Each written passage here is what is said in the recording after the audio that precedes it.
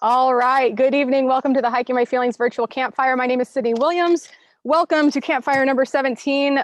We are raising money for the Hiking My Feelings Wilderness Wellness Center, which is going to be built here in Julian, California. And we are on 9 acres here at the Reggae Ranch. This is a beautiful property that we are so excited to be building on. We are also donating 10% of the proceeds from this event to the American Diabetes Association. They are on a mission to improve the lives of folks living with type 1, type 2, and pre-diabetes, as well as 10% for RAIN, which is the largest anti-sexual violence organization in this country. So those are two organizations that are near and dear to our heart.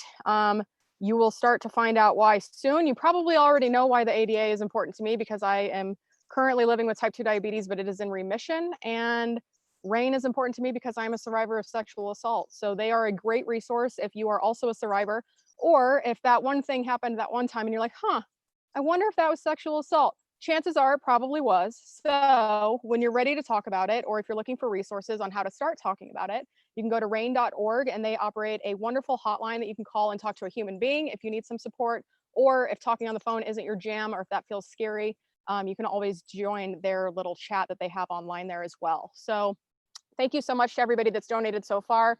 If you're joining us here on YouTube, then you can donate, do a one-time donation at hikingmyfeelings.org/give, where you can select your amount and donate there. We're also on Venmo at Hiking My Feelings. PayPal is hello@hikingmyfeelings.org. Whatever you're into, we appreciate all of it and your energy and your support. So if you're watching live, share it with your friends, tell them what we're doing here, and let's party. I'm going to show you a quick little picture here so you know what we're working towards. This is the interior of the Hiking My Feelings Wilderness Wellness Center. So when you first walk in, we'll have furniture eventually, but for the sake of the rendering, it's wide open. But you can see that there's other domes in front of this dome, and a beautiful deck and a wonderful view. That is the actual view from the Hiking My Feelings Wilderness Wellness Center. So that is what you will wake up to every morning if you're staying in one of our domes or in your tent. And we're just really excited to start hosting our wilderness wellness retreats there. We are also doing backpacking trips, day hikes, workshops. All of our online programming will be filmed and hosted from there as well, which, speaking of which, tonight is a great night to talk about this. So tonight I'm going to be reading the book, which I've been doing every night. And the chapter I'm reading tonight is called When Shit Gets Hard, You Run. And the mantra for this chapter is, if I wouldn't say it to my best friend, I will not say it to myself. And one of the ways that we can start the process of stopping talking to ourselves like total jerks is to blaze our own trail to self-love. And that is a course that we are offering starting on June 28th. It's a 12-week course hosted primarily online with a hiking training progression as well. So you can expect to be inspired, figure out how to integrate these lessons that we learn on the trail into all areas of your life. Whether you've ever set foot on a trail or you're an expert backpacker, we have a training progression that will help you get to where you want to go with your goals as far as spending time on the trail goes, outdoors. And the biggest and probably my favorite part about the community or about this program is the community aspect. So every week we have what we call a family meeting.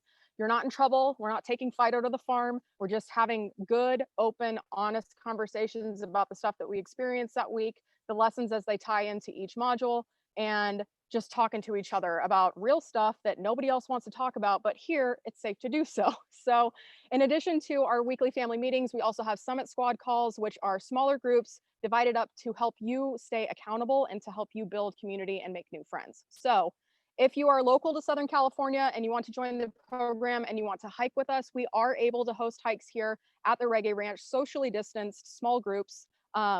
We have plenty of space. We've got 9 acres with trails on property. We also are next to some of the best hiking in Southern California, especially around San Diego, as this property is cornered by the Cleveland National Forest, Cuyamaca Rancho State Park, and land that is managed by the Bureau of Land Management, which means you can just go out there and walk around and do whatever you want. So we're really excited. If you want to join us, you can sign up at hikingmyfeelings.org/BYOT, B as in boy, Y-O, and T as in tricycle. So there we go. What are we doing today? I'm going to read a chapter, and then I've got some great guests. So Michelle LeRoy is back. She was here with us on Sunday for our Girl Scout campfire sing-along with Amy Laseski. Michelle is back, and we also have Kristina Italic, who I met during a women's empowerment, entrepreneurship, embodiment, all the things kind of course that I did back in 2015. And one of the exercises that she led us on at a retreat that we went to as a part of that program radically changed my life and the way I see myself and the way I grieve. So we'll talk a little bit about that, and as well as what she's doing with Evoke Body. And she's going to give us a little performance of sorts because she's a super talented person. And then we also have Victoria Amico, who's the founder of Plus Size Outdoors, who will be talking about body positivity and more representation for people of size in the outdoors. So we've got a full night coming up and I'm really excited about it. This is also one of the harder chapters for me to read. So if I start to lose it, just bear with me. I'll be fine. You will too. And if we were in person, we'd be group hugging after this. So here we go. If you're following along, we are on page 211. This is chapter 16, When Shit Gets Hard, You Run. And last chapter, we ended up, I was feeling amazing. I did my power posing on the side of a mountain. Life was good. And now from here on out, the rest of this trail is all new territory. I haven't seen any of this because we didn't get to finish the trail the first time we tried this in 2016. So 211, here we go. When shit gets hard, you run. As we continued hiking to Two Harbors, I kept thinking about what was coming up. I had read the maps and did my research, but I knew nothing about the last section of trail. The map we had with us showed us elevation gains similar to the first day from Avalon to Blackjack, but it looks like it was just one big mountain versus up and down 5 peaks. If we can get somebody who's already hiked this section, that would be great, I thought. As we got closer to town, Barry and I started chatting feverishly about the burger we had last time we were in Two Harbors. Was it really that good? I asked. I mean, we hiked 20-something miles to get that burger. Do you think it's really the best burger we've ever had, or was it just so good because it wasn't food in a bag? Oh, I think it's that good. It's freaking Kobe beef, for crying out loud. Those are happy cows, Barry replied. Everything about this stretch of trail felt like a trip down memory lane. This is where we had to wander through the fields because the road was so muddy, Barry called out. And this is where we got turned around and that nice couple asked us if we needed help, I shouted as we made our way into town. We made a beeline for the office on the dock where we would check in. This time, I knew where the campground was, and while I was sore, I wasn't completely incapable of making it another mile uphill. We checked in, got our key for our locker at Parsons the next day, and made our way up to the campsite. We wandered through a group camp, a private campsite, and then on to the main campground. We were right by our own little cove. As we rolled up, the folks who were at the spot the night before were packing up. They had miniature cans of Diet Dr. Pepper and a couple bottles of Martinelli's apple juice, the good stuff. Do you guys want any of this? One of them asked. Sure, thanks, we said, scooping up the cans and bottles to put them with our stuff. We set up camp, our tarp and trekking poles serving as a makeshift tent again. We tucked our gear away in the tent and made our way down to the restaurant. It was burger time. Now that it was summer, the outdoor patio was open, so we snagged a table on the beach and waited for the server. I scanned the menu as if I would order anything else other than this burger. When the server came, we were more than ready. I'll have the Harbor Reef burger, onion rings, and a buffalo milk, please, I said. The server looked at Barry. I'll have the exact same thing, thanks. We watched the waves roll in, watched hikers find their way to the office on the dock and then up to the campground. Our drinks arrived and we toasted to how far we had come, both literally across this island and in the grander sense, together as a couple, me managing diabetes, and all of the changes along the way. Shortly thereafter, our burgers arrived. I could smell them before I could see our server. The first bite was just as magical as it was on the last trip, eye-roll inducing. I cannot confirm or deny, but there may have been a slight moan. As much as I would have loved to savor every single bite, that wasn't happening. My hiker hunger had taken over. We inhaled the burgers and rings, agreeing that the burger was even better than we remembered it being, and ordered another buffalo milk for dessert. After I ordered, I paused and started doing the math around calories and blood sugar, considering if I could really afford to have a second buffalo milk. I had just hiked 26 miles across this trail. My blood sugar was spectacular so far. Historically, my relationship with food was so chaotic, but diabetes gave me permission to finally take control of my life, no excuses. I didn't want this buffalo milk to be the thing that made me slide back to 200 plus pounds with blood sugar through the roof. Get it together, Sydney. Listen to your body. If you want another buffalo milk, have one, but don't beat yourself up about it. You're doing great. I snapped out of my shame spiral. Damn straight I could make healthy choices, and damn straight I had the discipline and desire to keep my diabetes at bay. End of story. I enjoyed a second buffalo milk, and then we walked back to the campsite. We met a couple along the way that was doing the trail in reverse. Ask, and the universe provides, I thought. This couple had just completed the loop out to Parsons and was settling into Two Harbors today before continuing on to Little Harbor tomorrow. I asked them what the route to Parsons Landing was like, and they confirmed my understanding. There were 2 routes out to the last campground. If you wanted to follow the trail in sequential order, then the route out of Two Harbors was challenging. Yes, it was similar to the first day on trail. Yes, that elevation gain was done in well fell swoop. And no, there weren't very many switchbacks. It was all uphill all day. And then, of course, what goes up must come down. The descent into Parsons Landing was very steep. The terrain was that loose, gravelly stuff, so have your poles ready, watch your step, take your time, and hike your own hike. The return route out of Parsons Landing back to Two Harbors, the section they just completed, was a nice flat fire access road that hugs the coastline. It's like your victory lap to end the trip. No real elevation gain to worry about, just gorgeous views of all the coves along the way. I thanked them for the intel, and they split off to go to their campsite. Barry asked me which way I wanted to go in the morning. Knowing I can do hard things, one of the lessons I learned on the first trip, I wanted to go the hard way. Get it over with. If we had enough energy to keep going out to Starlight Beach, we could do that too. When we got back to the campsite, I busted out my little notebook. The hike from Little Harbor was pretty powerful, and I wanted to remember what I experienced there. TCT journal entry, June 5th, 2018. Little Harbor to Two Harbors. Notes on trail. Looks like they changed the trail a bit from the pink, white rock scramble wasn't part of this section anymore. Biggest wins. This time it wasn't muddy. Burger and buffalo milk for lunch. Blood sugar seems to be regulating itself at this point. Lessons learned. Last time I tested probiotic deodorant and realized I didn't need the products and lies that the beauty industrial complex has been selling. This time I ditched the deodorant and realized I didn't need any of it. Embrace my stink.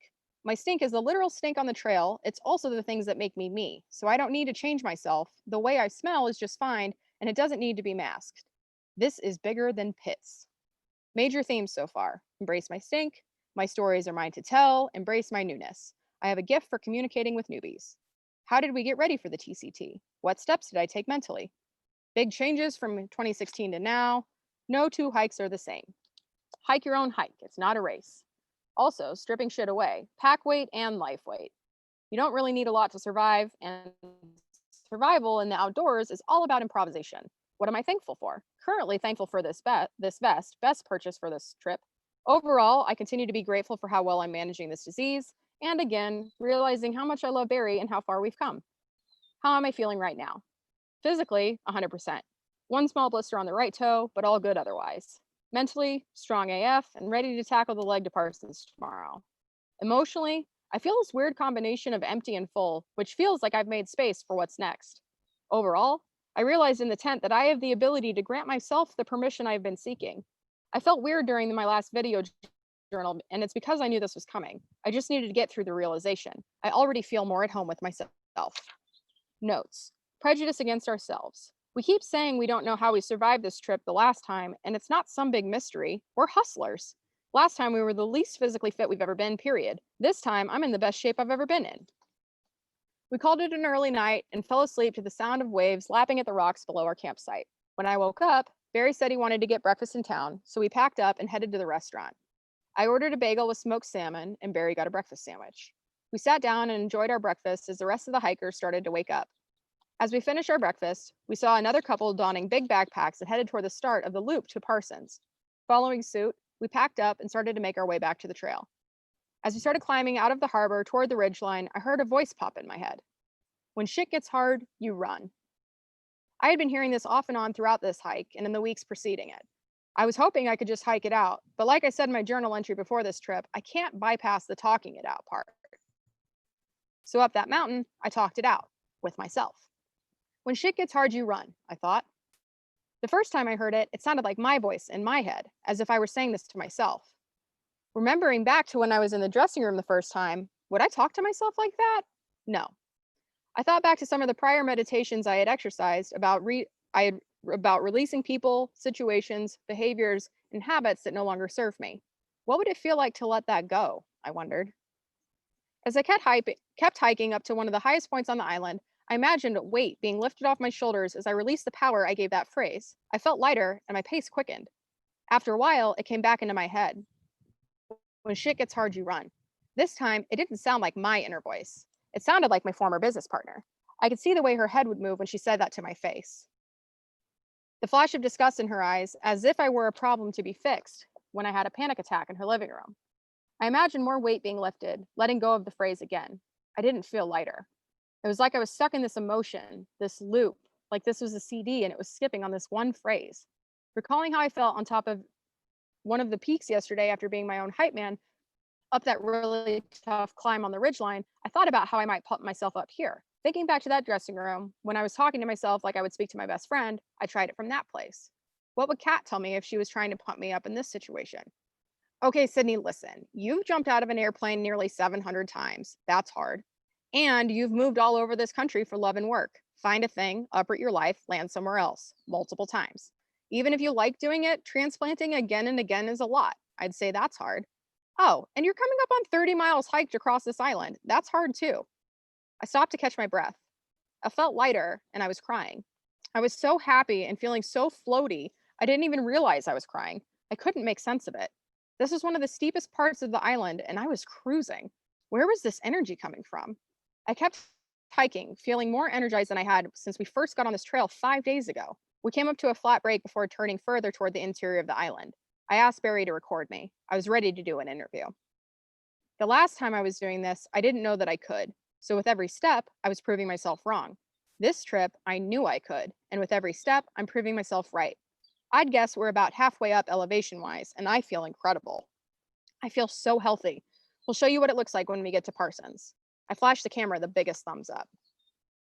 We had a considerable distance to cover, so we kept moving. And as we did, more thoughts bubbled up to the surface. More one-liners that had stuck with me and become my internal soundtrack, my negative self-talk, ready to take me down the second I felt too confident. Watch out for her wrath. She's violent. I don't like that. I imagined what it would feel like to let that go, feeling the weight lift off my shoulders. Like before, the voice came back, and this time, it wasn't mine. It was my sister. She said my reactions were explosive and unpredictable, and that I had a certain wrath I would throw in anyone's direction when I was in that state. She wasn't compassionate in this description. She wasn't trying to understand why I might be having that kind of reaction. She was judging. I thought about this phrase. Was I violent, truly? Was I honestly a violent person? No, of course not. Did I have big reactions sometimes? Yes, I definitely did. Where did those reactions come from? I thought back to a time where she called me on it. If I were in a similar situation, right now, in this grounded state, would I have the same response? Is that how I'd want to show up? No? Okay, then let's dig for the root of that reaction. Was it mine? Was this something I internalized that I could unlearn? I kept hiking and continued the exercise.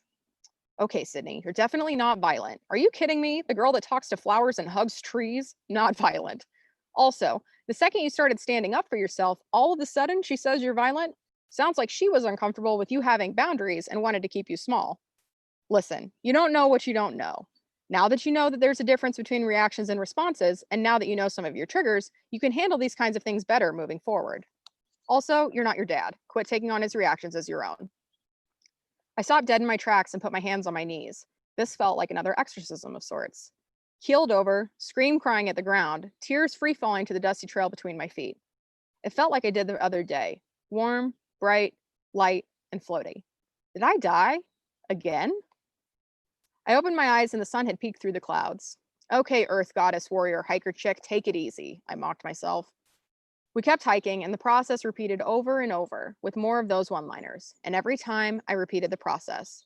This was a long slog of a hike, and I had a lot of time to sort through it. These are some of the other negative bits that came up for me while we climbed towards Silver Peak.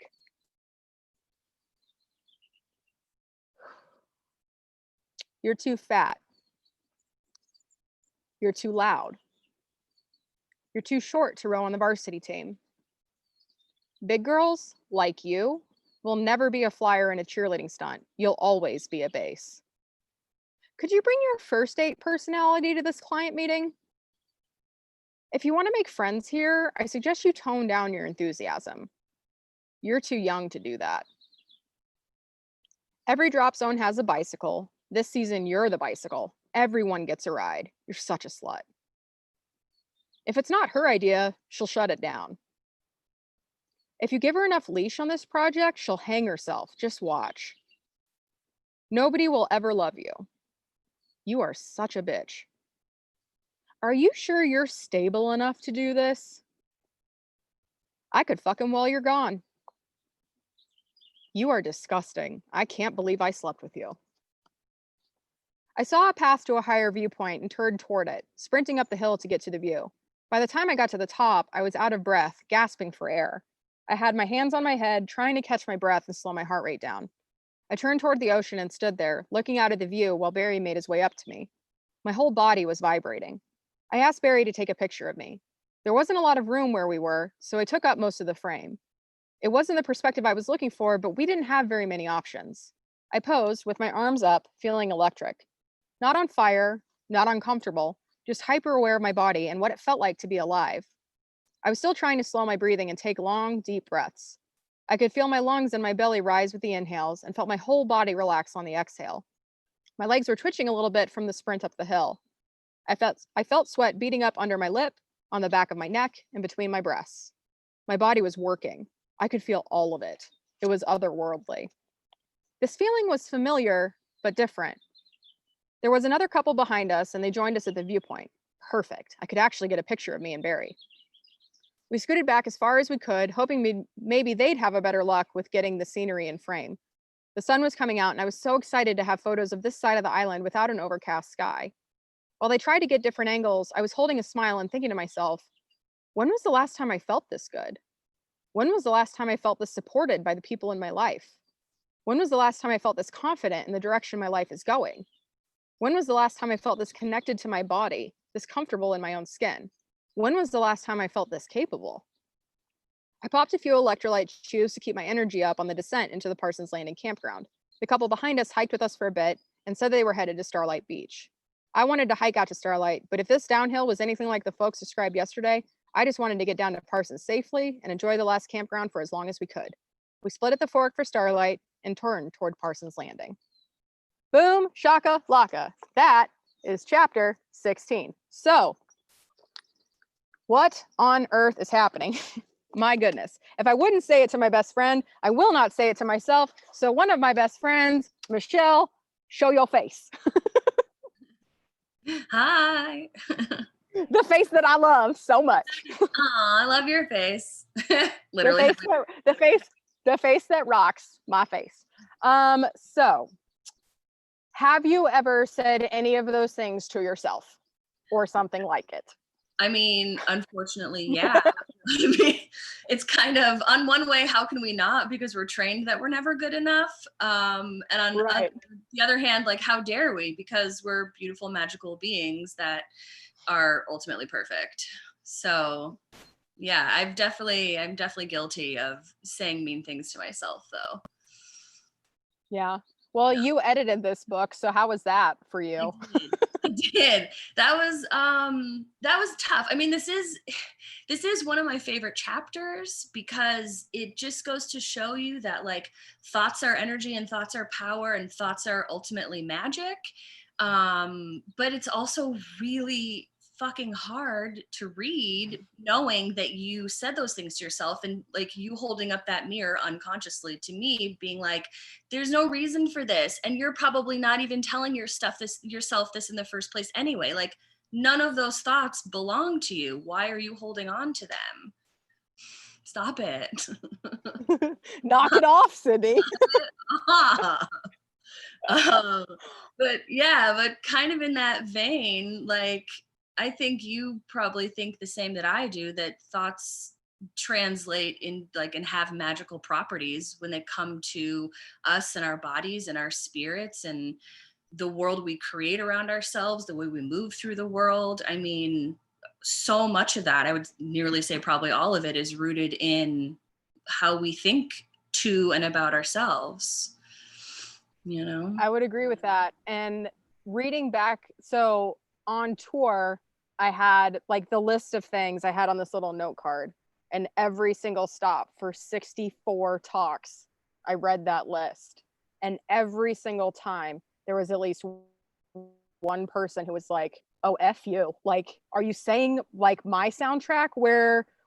How did you get in my head? Because like the thing that I like to reiterate as often as possible is like, I'm not really spectacular in the things that have happened to me, right? Like 1 in 3 women will experience sexual violence in their lifetime. 49% of the US adult population has type 2 diabetes. But when we come to start to think about how we talk to ourselves, then that's where the magic can happen. It's like, if we can just release this stuff, then what else is possible? I would agree 100% that thoughts are things. So do you ever find yourself saying these kinds of things to yourself? And when you do you catch yourself, or is it like you still do it and you're like, oh shit, man, dang it? Or is it just kind of depend on the day?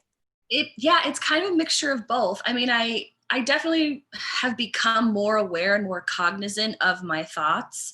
The more I've done shadow work and inner work and just kind of gone down and in, because you can't help but listen to yourself. You know what I mean? When you're doing your own shadow work, like it's you and your mind, figure it out. Um, so I'm definitely more cognizant of them, but I find that if I'm tired, or am I overwhelmed, or just if I've been inundated, if I've spent too much time on social media in a negative way, not a productive way, that I'm definitely a lot more susceptible to thinking negative thoughts about myself. And for me, what I found that really worked is like how some people keep a food diary, I'll keep a thought diary just for a day even, Ooh. or even for a few hours, or just something where I'm like, I gotta, something is weird, I feel wrong or heavy or negative, and what the heck, and I just start with my own brain, because that's more often than not where the problem is. And it could be anxiety, it could be past shit, it could be who knows what coming up, but I'll keep like a thought blog for the day. And it does two things. Like it makes me become even more aware, which makes you stop and pause and kind of like get a little more grounded and be like, wait, whoa, whoa, whoa, what's going on? I don't like how this feels. Let me get back on track. And it helps you like delineate that soundtrack, and if it belongs to you and if it doesn't, and how to get rid of it. So what I'll do is I will either on my phone or whatever, and it's better to translate it into writing eventually, because you're going to set it on fire.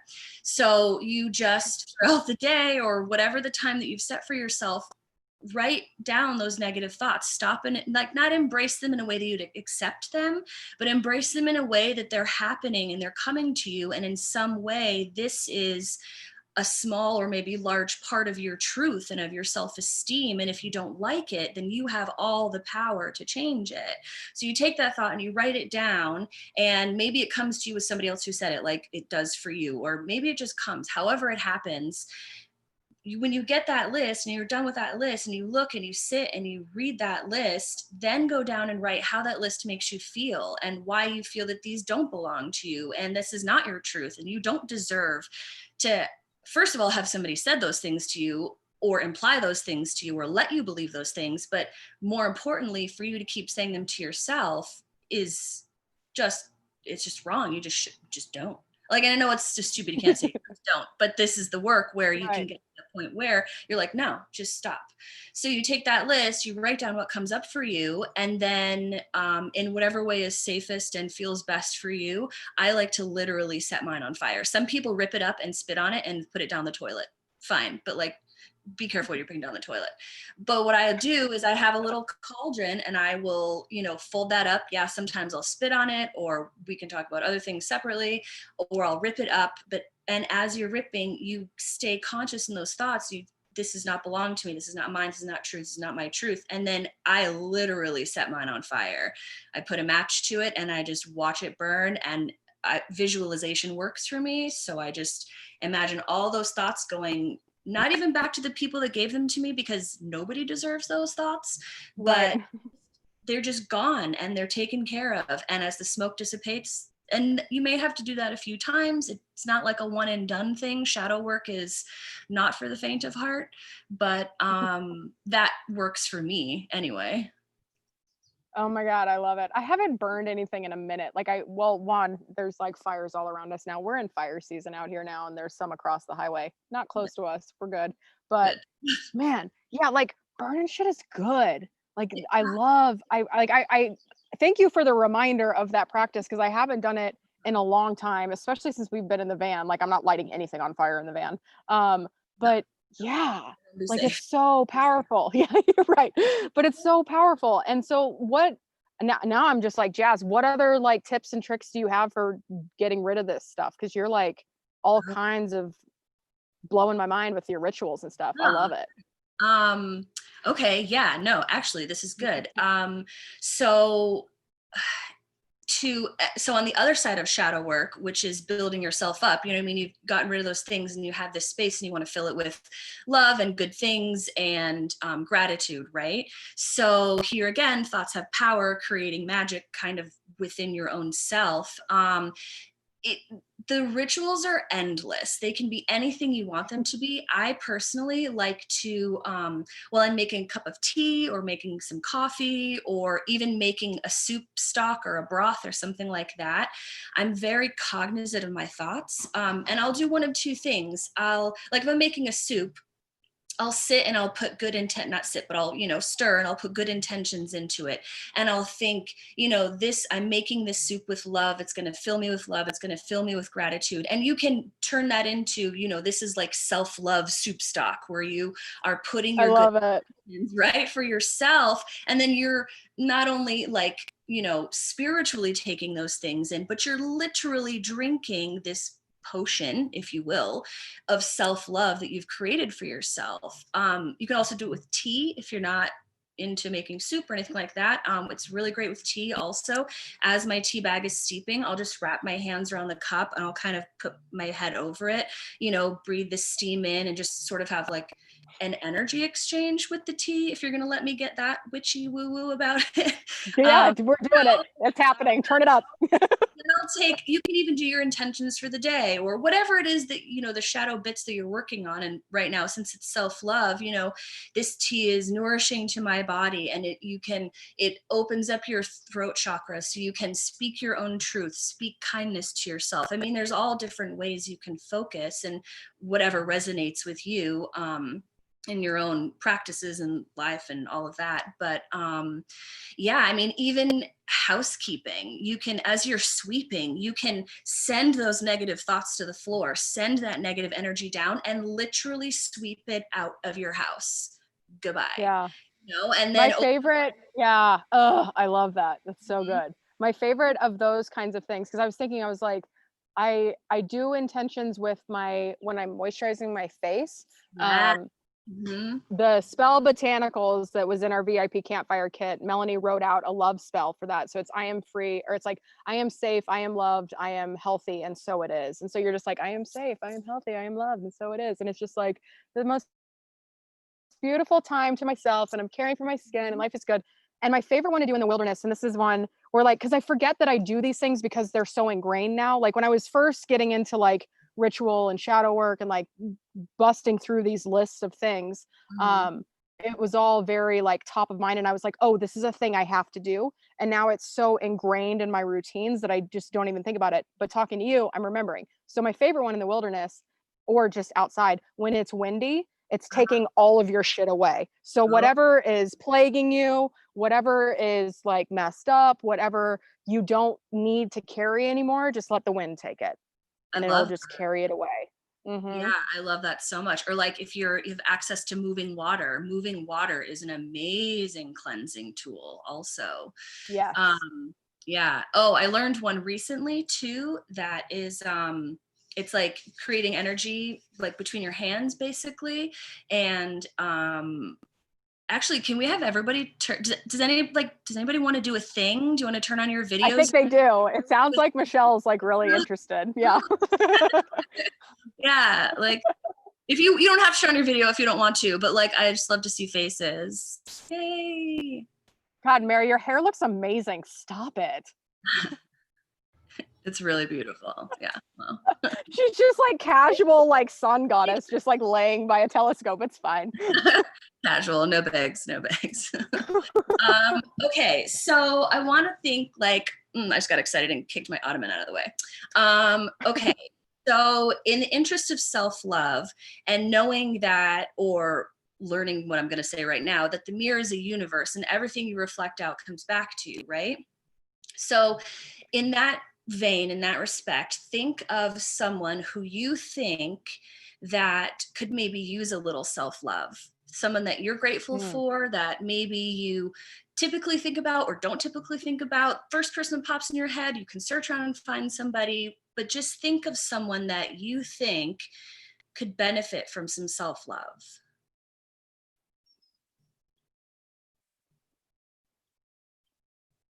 Okay, we're there, are we good?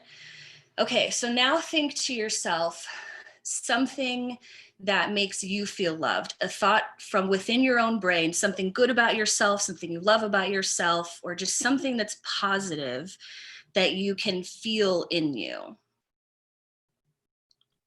Now, a lot of people have their eyes closed, which is cool. I love that. So put your hands together in front of you, kind of in like prayer position, and just start to, with that person and that thought in you, just start to rub your hands together.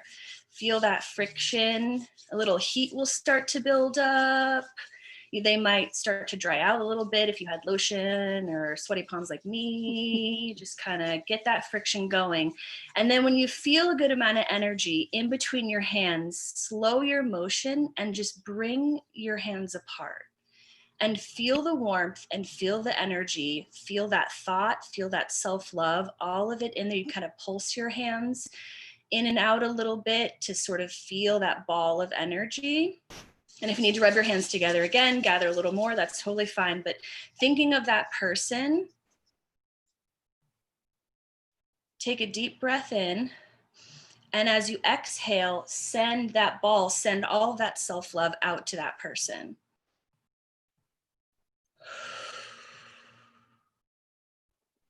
And if you feel you have a little left over, you can rub your hands together again, gather it up, and press it into your heart chakra. Press it right into your chest. All that love, all that gratitude, all that warmth. Give it to yourself.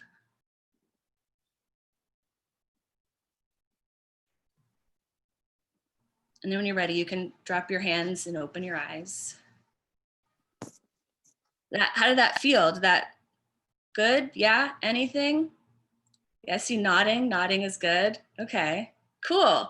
So that's just like a little, that took us, I don't know, 30 seconds or 45 seconds or something. And not only did you send something beautiful to someone, you gave yourself something beautiful back. And that's really what our thoughts can do, is they can just make everything so beautiful. And I know that this is a little preaching to the choir because you're all here in the interest of self-love, but I would say when you're ready, task yourself with helping someone else find their self-love. And your journey doesn't have to be over, because our journeys are never over. Like, don't wait till you're done finding everything and doing everything to help somebody else. You know what I mean? If you feel it, help, send it out.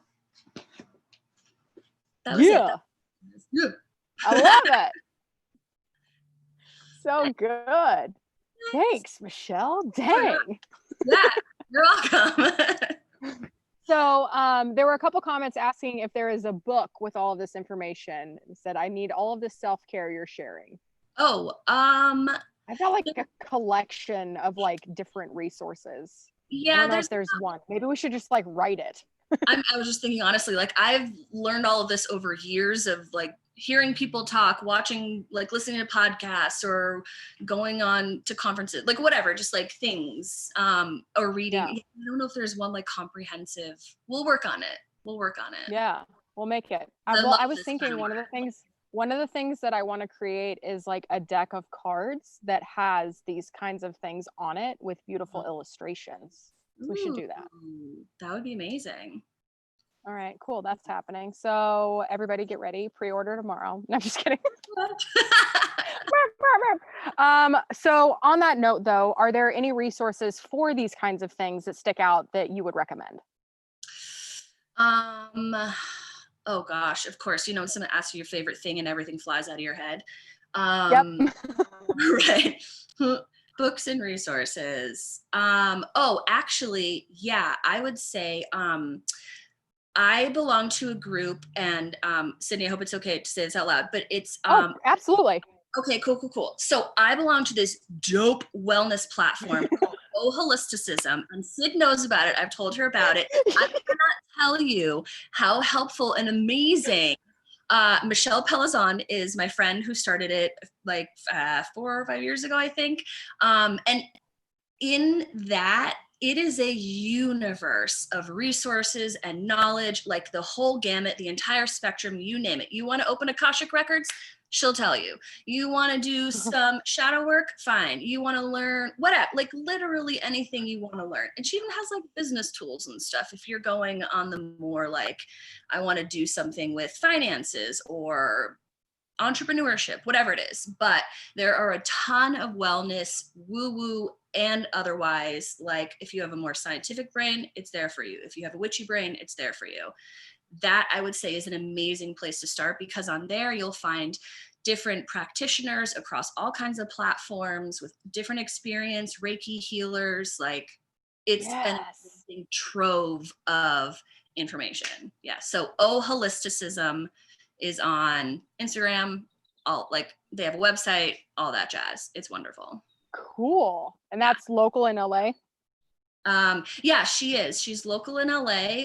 And they do, even before COVID, they were doing a lot of like online resources, but now since COVID, it's strictly online. And she has, yeah, it's Holisticism, Jess. And then she has something called the Liminal Library, which is just this ongoing, ever-growing platform of like mostly Zoom now, but just workshops and teachings and all kinds of stuff. Yeah, yeah. Heck yeah. It's really dope. It's really in alignment.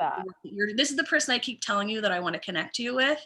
Yes. The two of you, I'm just gonna sit back and watch. Like and there it goes. Yeah, off in outer space. Yeah. I love it. Yeah. Well, I was thinking, so in the spirit of sharing resources, so some of the books that I recommend that are part, like it's on our recommended reading list for Blaze Your Own Trail to Self-Love, which nobody knows yet because it hasn't started yet, but here we go. One for learning about how our language can limit us is called Playing Big by Tara Moore. And that one like radically changed the way I talk to myself. So her whole, did you like it, or did you just order it, or you just read it? Yeah, I just ordered it. That's so funny. It's a winner. Okay. So that one's really good. The Big Leap by Gay Hendricks is really good. That talks about limiting beliefs, and that's part of the, like, I referenced that work in the Blaze Your Own Trail to Self-Love because that also like set me free. What are some other ones? There are so many good things like that, but this Holisticism sounds dope, and like a nice library of all the things in one place. So I'm really excited to hear about that. So I'm gonna do one of these things. So people in the chat, hop on, put your camera on. We're just going straight interactive with this. If you want to participate, I am going to read a question from the prompts at the back of the book. And if you want to share, then like wave at me and I'll call on you. So do you have a negative internal soundtrack, and what are some of the things that you hear? If you don't want to get called on, turn your video off. If you do, I'm going to start calling names. Jess, do you have an internal negative soundtrack? And if so, what are some of the things that you hear?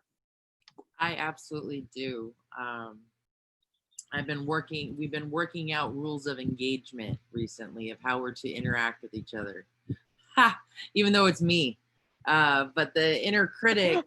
Oh, you and your critic? Yeah. Me and my critic. Negotiating. We negotiate. And but a big thing, you're fat, you're not intelligent, you sing off key, you can't exercise because you slow everybody down. I mean, there's so many. You can't, you can't do and fill in the blank because you won't follow through and you'll quit. Don't tell anybody that you're doing really well at such and such because you're going to fail real soon and it'll be just terrible to have announced your failure to everyone. Oh, there's just, she goes on. When you hear it, is it your voice or is it somebody else's voice? Well, half the time, the thing is, it's in my voice, the actual auditory, but I have learned to identify the origin. I've been spending the past year really focusing on where is this coming from? And especially after I started reading your book and talking with you, it really clarified some things in that area for me. Some of them, a lot of them were just kids back home. And as I've grown up, you know, it's amazing. Things that traumatize us when we're really young. When you grow up, you realize kids are kind of mean to everybody. And what happened to me may have happened to like everybody, but you know what? It happened to me and it sucked. But it's so great to grow up and heal from that and be like, you know what? 12-year-old person attacking me in my head. I'm not this, I'm not this, I'm not this, but I'm going farther than I'm not now because we've been talking for a bit in my head. So instead of that, I'm saying, thank you. I appreciate your perspective. Here's a rebuttal. And I'm actually just pretending like I'm in a court of law in my head and just, I have an argument. It's not angry or anything. It's actually loving and kind. And sometimes it ends with because I say so. I mean, you know, sometimes you gotta step outside of logic. But yeah, I'm learning to deal with the critic in my head because I've been letting her run the show for a long time. And that's just time has stopped. It's just stopped. No more of that. Yeah. Good. I love it. I'm glad to hear that. So yeah, you're crushing it on this. I'm so stoked. That's great. I was going to ask you if you can hype yourself up, but you're doing the work, like you're in it. You already know the process. So Mary, what are some of the things that go through your head? And who's saying it? Is it you or somebody else? It's me. It's some of the same ones. You're fat, you're ugly, you're lazy, you quit when things get hard. The other people's, I think I mentioned this in our read and reflect, but when I hear other people's voices, it's actually other people telling me the opposite. So like the good stuff, like, oh, that's nice. Beautiful, you're organized. You're like a support I tell squad myself up I'm there. totally unorganized, but I hear other people telling me, and then I talk them out of it. You know, does that make sense? Yes. Yeah. That sounds I've like done that. limited beliefs. So I've been doing that for as long as I can remember. I'm like, oh, they've got it wrong, and I just go on and on in my head about how wrong they are, about the good stuff that they, you know, the praise that I've gotten or whatever it is. So boom. Vicky, what goes through your head? Definitely some of the same ones that other people have said, but the one I want to focus on is this one. If that idea were any good, somebody would have already done it by now. Ooh. Wow. I felt the whole weight of that just like land. Yeah. I'm like, oh God. Wow.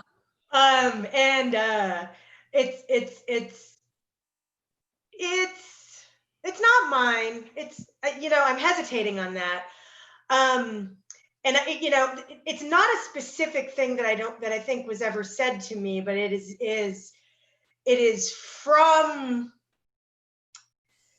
a structure of like this weird structure that was always, I don't know. I'm going to spend too much time if I start thinking about this too much, but it's not fully mine. And and I do sometimes finish sentences. But yeah, it comes from a weird place of, yeah, I'm really great, but like my ideas aren't really good enough to like go to the next level. They're good enough to be good within a structure, but they can't become anything more than, you know, just fitting into somebody else's idea. And I'm actively fighting that, especially with my podcast that I'm working on. That it is a good idea. And when I start writing it out, I'm like, this is dumb. Nobody's going to listen to this. Nobody's going to care about this.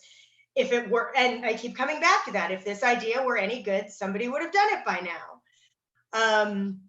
And I'm interrupting that and stopping that. And I also keep like when I'm putting stuff on the Instagram, for example, with my other project, like when I put a hashtag on and I see that it's nowhere, like that there's nothing that you know, that it's not used, my thought is, well, that's then it's not a good hashtag. Like, because if it were a good hashtag, it would have been used by now. And then I hear you talking about finding hike and it being a great thing because now this is yours. And so that's how I'm talking myself through my ideas that are good. Vegan in your pantry is a very good idea because it's all about how you don't need to go buy special shit to cook vegan. Like, you just take the shit out of your pantry that you already have and make an amazing thing. And my Law and Order Woker Week podcast is rad, and it'll be out there and people will listen to it. And even if they don't, Yeah. it's a good idea and you guys will listen to it. So there. Right. You have at least like 8 people here that'll probably definitely listen to it. So like, you're good. Got to start somewhere.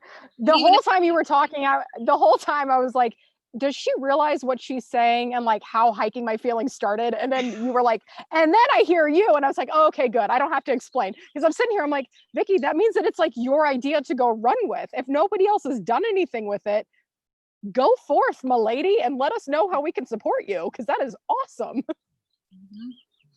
Yes. Yay. I love it. Jennifer, what about you? I kind of know what I'm going to say, but can you actually just rephrase the question again so I'm more on target? It was just about. Yeah. So it was, do you have a negative internal soundtrack? What are some of the things you hear? Okay. Yes, mine is pretty much constant. It's something I've been suffering for a long time. And even though I've done a lot of things to try to avoid it, it's still there. And I think a lot of it might have to do with the fact too that I've been living in cities for 20 years now, Boston, San Diego, San Francisco. And I think it's just a very competitive environment here. That's kind of where it came from, because I don't remember feeling that way when I was younger.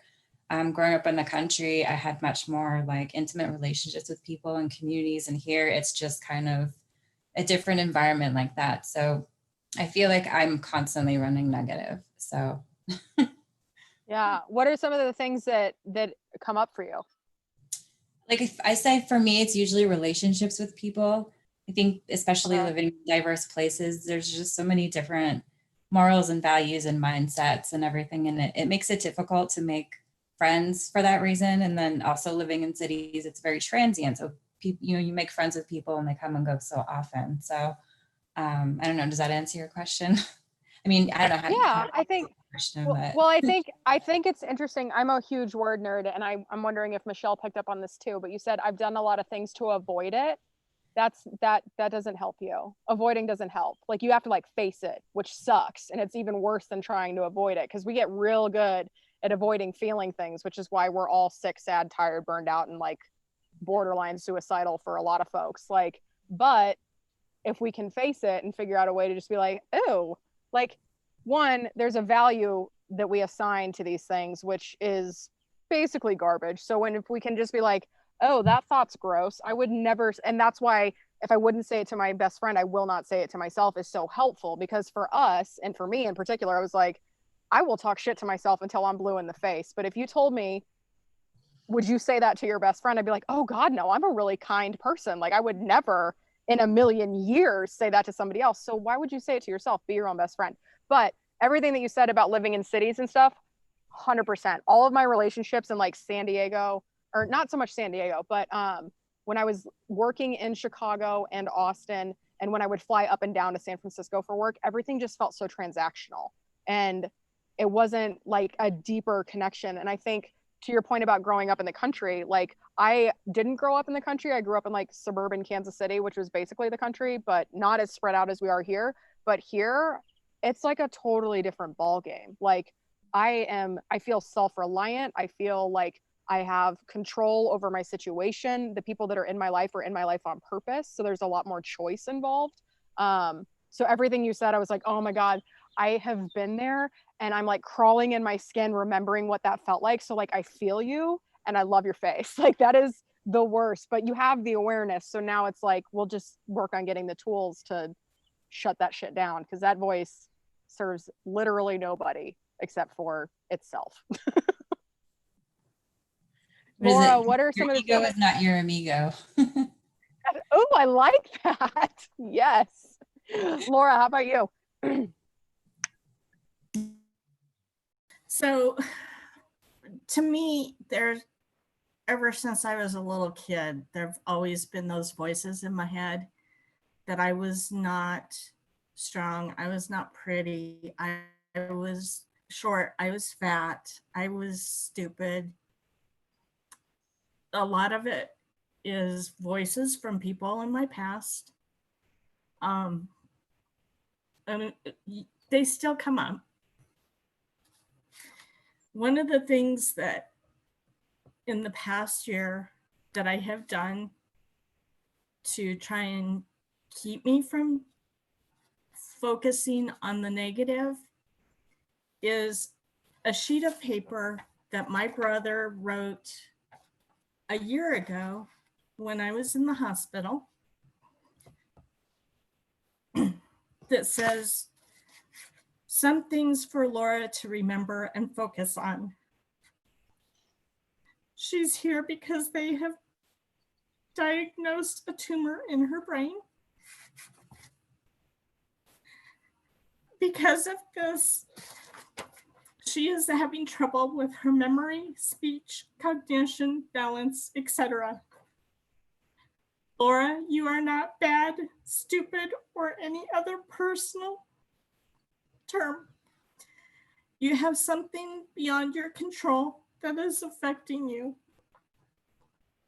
You are here to get diagnosed, treated, and healed, including all of the therapies that will help you be the beautiful person you have always been. Things that are important to you.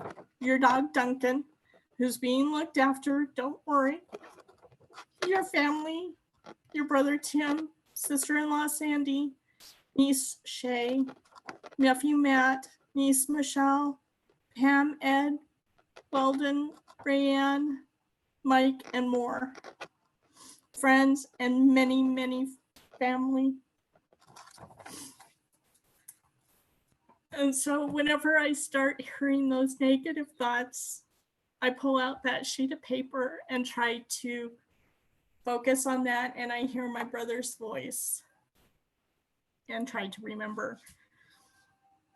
He wants me to focus, and I need to focus. That's beautiful. I love that.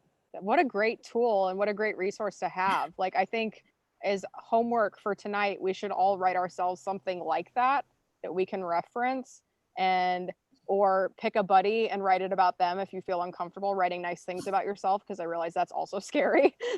But I think like I'm basically I just turned into teacher sitting, and that's our homework. So tomorrow during our gratitude circle, we'll go with our letters and everything will be great. I love that, Laura. Thank you so much for sharing. That is like, that's so powerful. And that list is way better than my list. My list is like all the things that suck that go through my mind, and you have this like wonderful thing to reference when you need a boost, and I love that so much. That's super helpful. Well, and for How me, about you? He's one that sometimes picks on me, so when I can pull that out and know that he sees me differently at times, that's always nice to be remembered. Yeah, I love that. Thank you for sharing. How about you, Michelle Lee? Mine has always been my self-worth, that I'm not worthy. The reason why I say this is because since I was a child, I've gone through physical abuse. I've gone through sexual assault. I've gone through really bad relationships. I've gone through miscarriages. I've gone through my cancer, and the list goes on and on. So all of that to me just proved that I wasn't worth it. And I didn't value myself at all, to where my world started revolving around other people because I didn't see that I was important enough. I'm obviously working on that slowly, getting there better. But that's the negativity that would run through my head a lot. It's just, Michelle, you're not worth it. And a lot of the times, just out of the blue, I would ask my husband, why are you with me? Why would you want to be with me? Like, I feel like I'm damaged goods. Like, why would anybody want to be with damaged goods? So that was my thing, just that I'm not worth anything. Do you still believe that, or is that something that you actively know is untrue, but it still comes up for you? I know it's not true, but it's creeping up. I notice that it's creeping up more now that I'm working on it. Now that I'm Of working on course. getting better That's how it and goes. and it's okay, Poopy. Now that I'm working on it and getting better, like I feel like it's there, like, don't forget, if you try to do this, you're not gonna amount to anything, so just might as well stop. Right. But Yeah. I'm actually making an effort We'll now to squash get that better. shit. But yeah, Well, I'm making glad that I'm glad you know that that's not, or that you actively believe that to not be true, because you are very much worth it. And I think everybody on this chat right now would agree with me on that. And probably all of the strangers on YouTube who are now probably your biggest fans. I think they all love it. Victoria, how about you? Michelle, some of the stuff that I've dealt with too is like, you're not worth it. You won't amount to anything. No one would ever love you. You're too fat. You're too whatever. But one of the things that has stuck with me like my entire life and has followed me is like, you're not a real athlete because athletes don't look like you. Like, I've been an athlete my entire life, and you know, this is what an athlete looks like. You may not think it is, but this is an athlete. So Yep. Boom. She's like, I hear that and I've got a response. Bye. All right, cool. Well, that was super fun. So, Michelle, where can people find you on the old internet if they want to connect, if they have more questions, if they want to chat resources? Who are you? Where can they find you? I would love that. On Facebook, I'm Michelle Amy, and I'll put these in the chat when I'm done, because I don't think I can type and talk at the same time. And then on Instagram, I'm ms.shell, like a seashell, Ms. Shell. And then I'm not really active on Twitter. I pretend I know what Tumblr is. So probably like Facebook Messenger is your best bet. Perfect. I love it. Thank you so much for being here, and stick around because we Okay. got more coming right up. Okay. Thank you All for having right. me. So Yeah. up. Thank you. Oh my God. I love it. That was like total interactive improv experience, and I'm here for it. So thank you. You're welcome. All right. Okay. Up next, I have Miss Kristina Italic. Hello, ma'am. How are you? What is new? Tell me everything. Gosh, you know, this call has been so amazing. Sydney, it's just, thank you for even like talking, like asking me on and talking with me. And I had to close my video because I didn't want to be disruptive, but I heard everybody and it was just so beautiful. And I think as listening, it just reminds us is that we're all going through this. Like, no one's alone in that. No matter the story that we're telling ourselves, we're just not alone in that. And the journey continues, and we can soften it, we can change it, but there's always new levels, right? And it's how we respond to the negative conversation that's going on. How do we look at it? I think that's when we can change how we look at it, is when we can actually create the deeper healing, versus I think sometimes we just want to like make it go away, which creates more of that like other than, and like it just creates this push-pull when I'm like, oh, there you are. I see you. Not today. I'm gonna put you in the back seat today, but I hear you.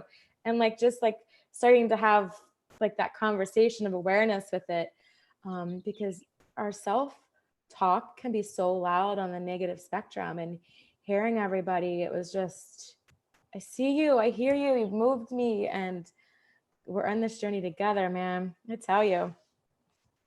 Yep. So for everybody that doesn't know your lovely, bubbly, wonderful self, could you do a quick intro and let people know like where you're from, what you're about, what your deal is? Yeah, what's my deal? Well, I live in Los Angeles. I'd say the first and foremost, I'm an artist. My deepest love and why I exist is for to be a light, to be a beacon, to be a resource for women to embrace their allness, period, the end. I think at the end of the day, the bottom level is just, we are incredible beings and we are here to change the world, and we actually are here to heal the world, and we are leading that. And so I will be a beacon, I will be a light, I will be a stand for that. I use my art, I use my gifts for that. I'm by trade, I'm a therapist. I have also a singer and a dancer, and I put all that together and in a body of work that has grown with me over the decades, and it's evolved into Evoke Body now. And really just, if you break it down, it's really a devotion to the feminine allness. It's a liberation practice. And I want women to feel expressed, embodied, empowered, and the shapes that they're brought into this world, the journey of shapes, right? Because we change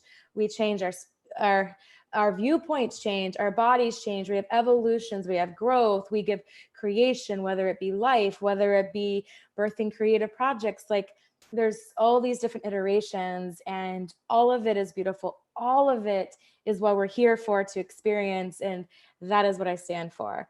I'm also an Akashic Records practitioner, but really I use that to bring into the healing modalities of the work that I do, of really getting women into their bodies, embracing all they are, because I feel like right now, especially now more than ever, women don't or no longer want to compartmentalize. We want to embrace our secrets and our shadow and our darkness, as well as our humor and our heart and our joy. Like, we're all of that. So we've been taught for so long, it's one spectrum, right? But our gems, our gifts, our like juicy, delightful, like goodness it's in the soil, the fertile soil of the shadow, the secret, the shame, like all of that, that's our gold mine. And so that is why I work with it and put it all together as I work with women. So that's me and my art. Yes. God. So quick story for everybody watching. So I was first introduced to Kristina and her work through a course that I took back in 2015. And we were at a retreat, and I will never forget this. So it was on the anniversary of my friend Adam's death. It was the 1-year anniversary. And the exercise that we did, we were in groups of 2, and we told a story to our partner, and then our partner danced the story that we told them, like just moving their bodies. And it wasn't like a hip hop routine or like anything choreographed. It was just like, you put on some music and you're like, just let the music move you, but use your body to tell the story.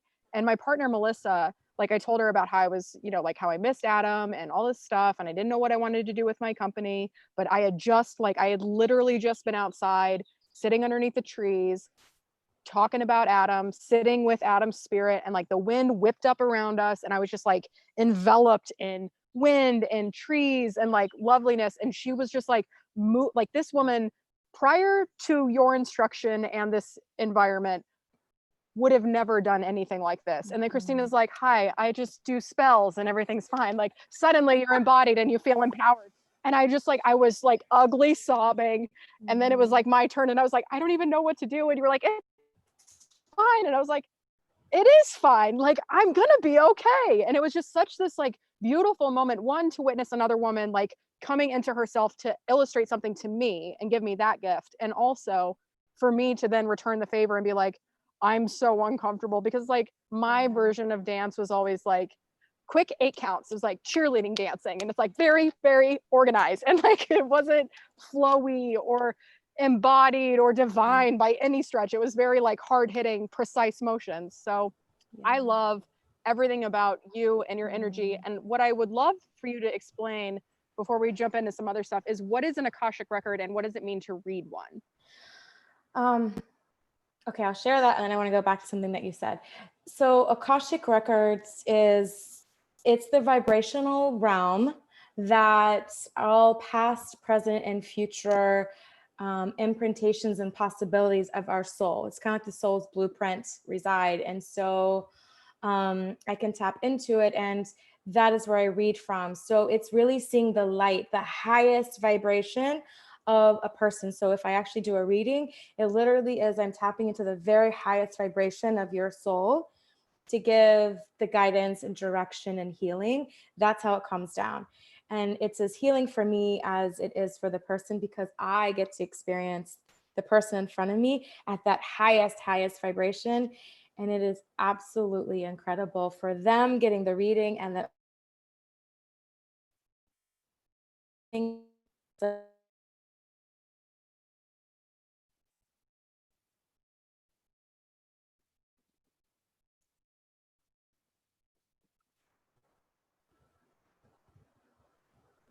There she is. I lost you for a second, but you're back. I'm back. I don't even know where it cut out because I was like, oh, it's frozen. No, you were just talking about how it's the energy exchange is like you get something out of it as well as the person, because you get to see them at their highest vibration. Exactly. 100%. Yeah. Very cool. And then you were going to touch on something I said. Yeah. So, you know, the thing is, women in our bodies, there's a lot there. And Evoke Body came out of creating new conversations with our body that doesn't revolve our words and our minds, because they're the first ones that where the negativity lives. There's the construct from society, what we've been brought up. And for so long, our bodies really haven't been the safe place for us to be. So as soon as anything gets uncomfortable, or as soon as we're forced to feel something, we automatically eject, most generally, like we just leave the body. And when we can bypass the brain, when we can bypass that initial, like, what do I do? And we actually sink into the body and let our heartbeat, let the wind, let the beats outside. If we allow it to like wash over us, our body will respond. And that's the language, that's the embodiment, that's where the healing can start happening. That's how we can move emotions. We can move the grief, we can move the shame, we can move through all those really heavy, harder emotions that often get shoved aside, or we suppress them, or we shove them down, or we don't feel them. Oftentimes we don't know how, but through the body we can. And exactly what you said, it's not dance as in I'm teaching choreography. It's like I'm literally unwinding your body for your movement to come alive, and it is allowing things to shift and change. So oftentimes it can be super uncomfortable. Our bodies have so many stories that have yet to be told. And so what I really want to do through the work is giving that space for our bodies to tell their stories and to heal and to share and to like really revolutionize wellness and how women see themselves and interact with one another and the world around us. I am so appreciative of the work that you bring into the world, because until I started hiking, so I think hiking, in a way, I see hiking for me gives me that same container as maybe dance does for you, where it's mindful movement. It's in some ways repetitive, but that, like, the body keeps the score, the body knows all of those things. Like, it wasn't until I started that practice for myself where I was able to start to connect the dots on trauma and how it had manifested in my mind and body and where it was stored within my body. Like getting a diabetes diagnosis was one of the best gifts of my life, because then I had to really evaluate the different choices I was making, the food I was putting in my body, the thoughts I was having, the way I moved it, the medications I was taking. Like, I had to really adjust and like do a deep dive and understand like what of this still serves me and what does not. So for anybody that's listening, that's like, oh yeah, like I definitely feel disconnected from my body. Are there any kind of like exercises or tips that you would have that can help somebody like get back in a like relatively easy way to start to have those conversations with their body? I would say one of the first things that all of us want to do, and it's a distraction method too, is we want to go, like, if we like music, we go to the fast-paced music. Or if we're feeling something, we want it to be really energetic, and we want to like go and move, and like we want to beat the pound, we want to climb that mountain. We have that. However, the feminine body, how it responds and wakes up is if we can slow it way down.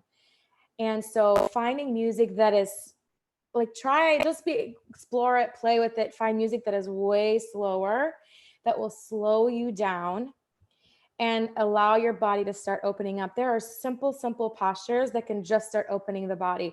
One of it is just sitting like Indian style on the floor and just doing gentle circles from your hips we hold so much in our hips, and literally what I'm doing right now, just moving the hips moves the body, can start opening it up, and then you can move it and your arms can go, but literally just that.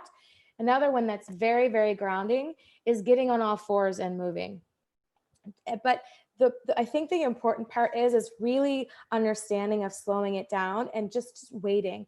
Like if you're going to put music on, or if you're going to let the sounds, like your heartbeat or what's around you, really sit in the silence and once you hear it, wait for your body to respond versus, oh, I got to move now. Oh, I got to do this now. Like really just sink in and see what it wants to do. You'll start seeing your body has a natural response, and there's natural patterns. Every woman has their own movement patterns.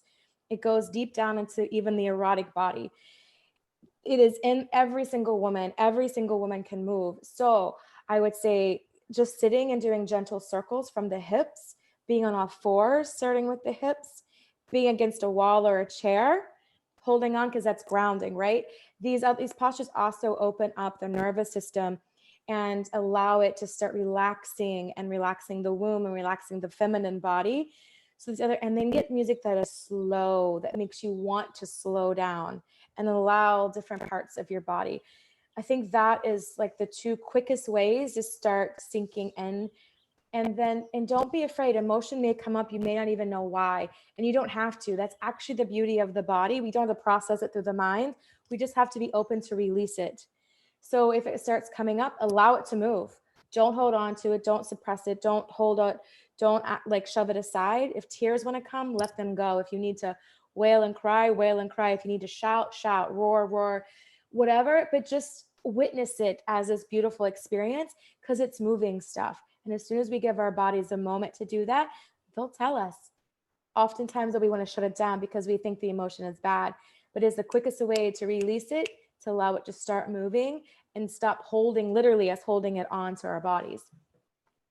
Yeah. The second I learned how to cry and like not be afraid with it and knew that this was a vehicle for getting energy out of my body, I was like, let them fall, like waterfalls out my face. I am fine with it.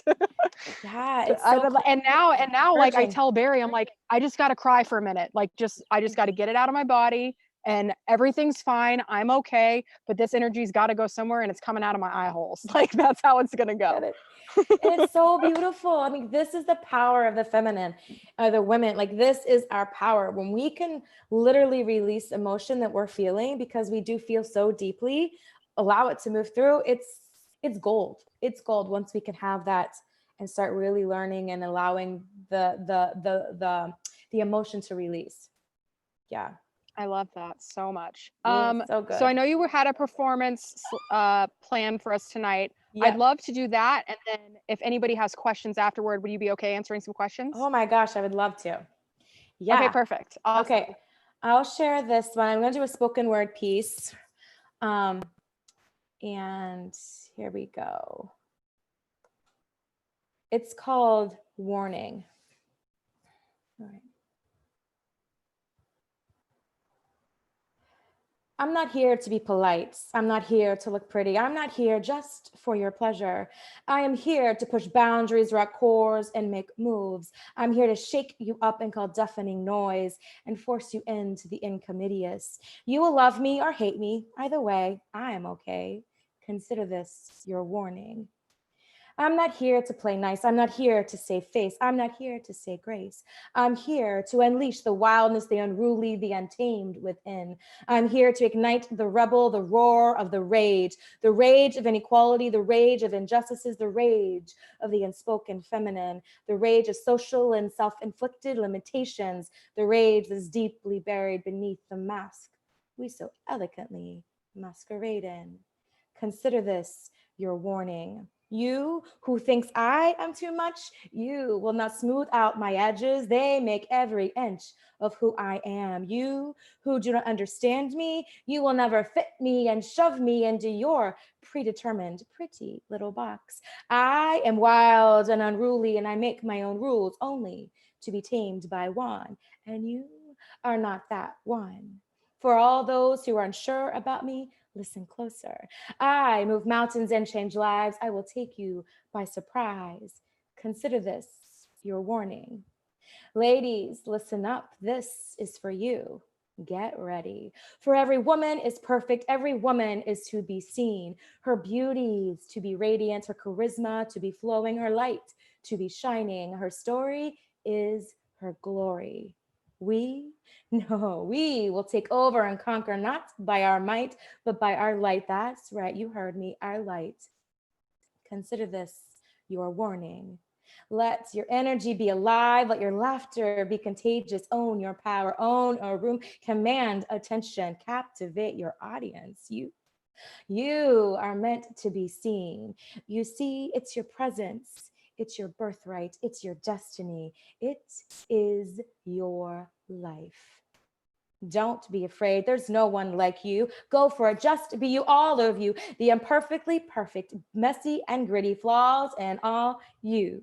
Tear down the walls, tell fear to go. You don't have time. Stop stalling. Stop trying. No more settling for the leftovers and the have-beens. Go after your dreams. Know your value. Know your worth. You are worthy.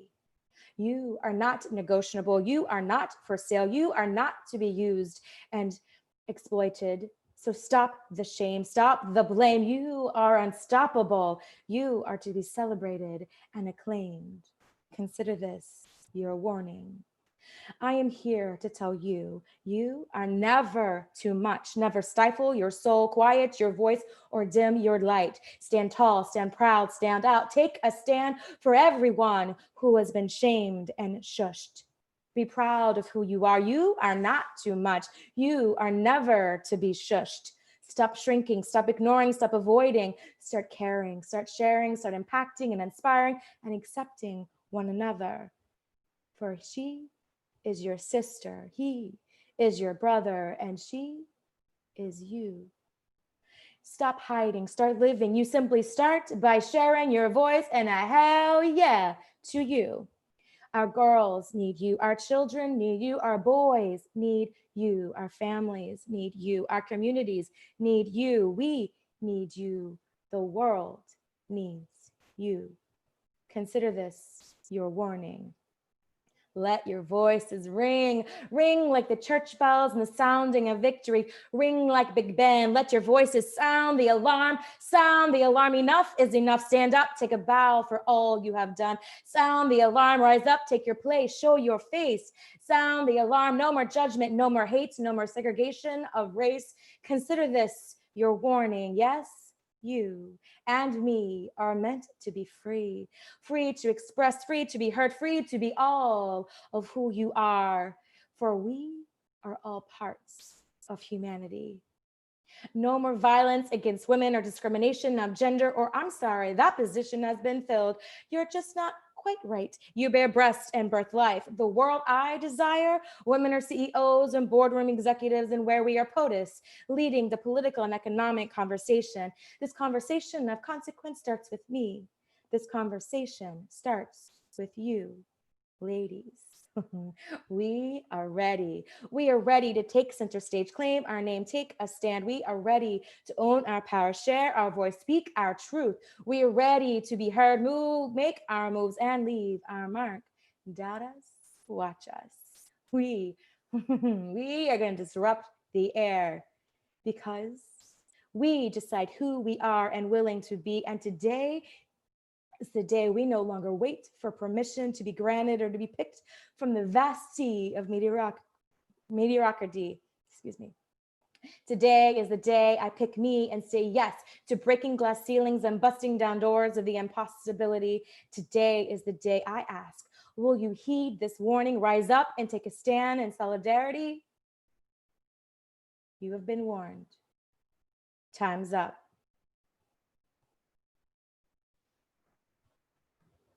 Thank you.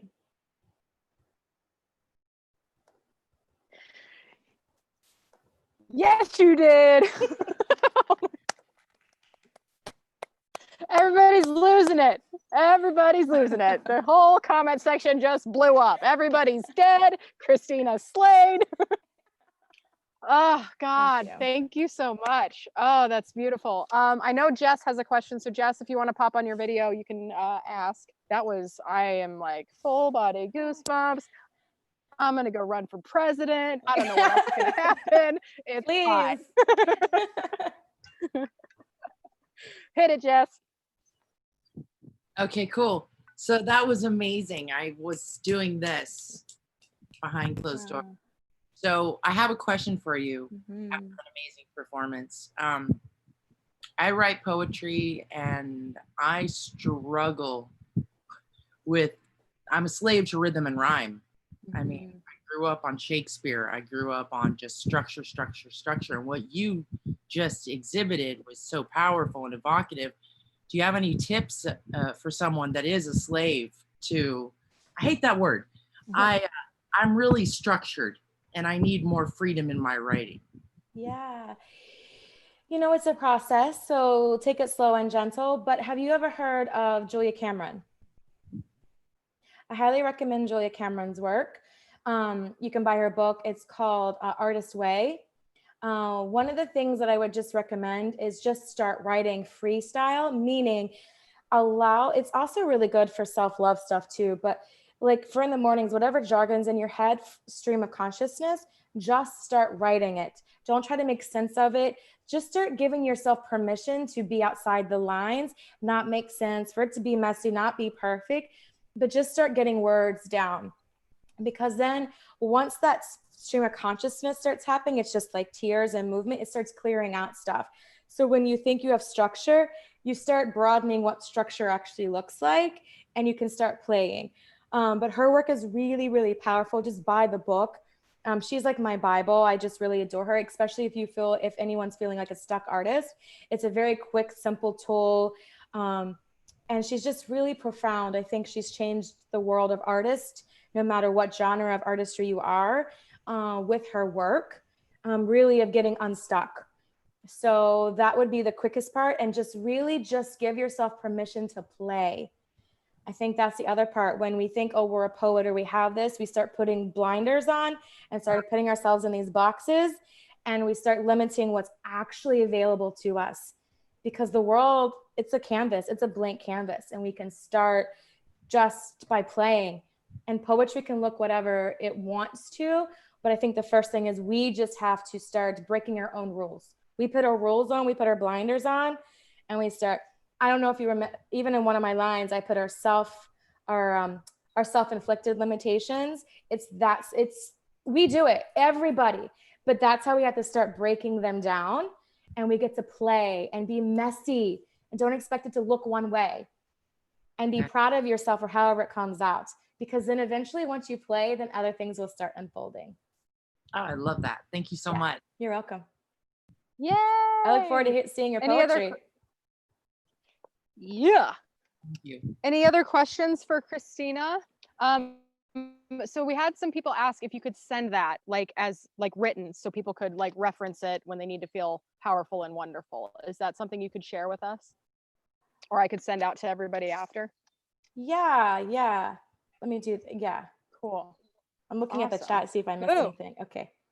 Yeah, no, I think you got it. There's just okay. somebody wants a print of it. It's I'll just wallpaper it on my whole wall. It's fine. Awesome. Well, if there aren't any other questions, we are going to interview Victoria next. But if you want to stick around, Kristina, at the end, we do a group gratitude circle. And if you have to split, we understand. No, but where can people find you?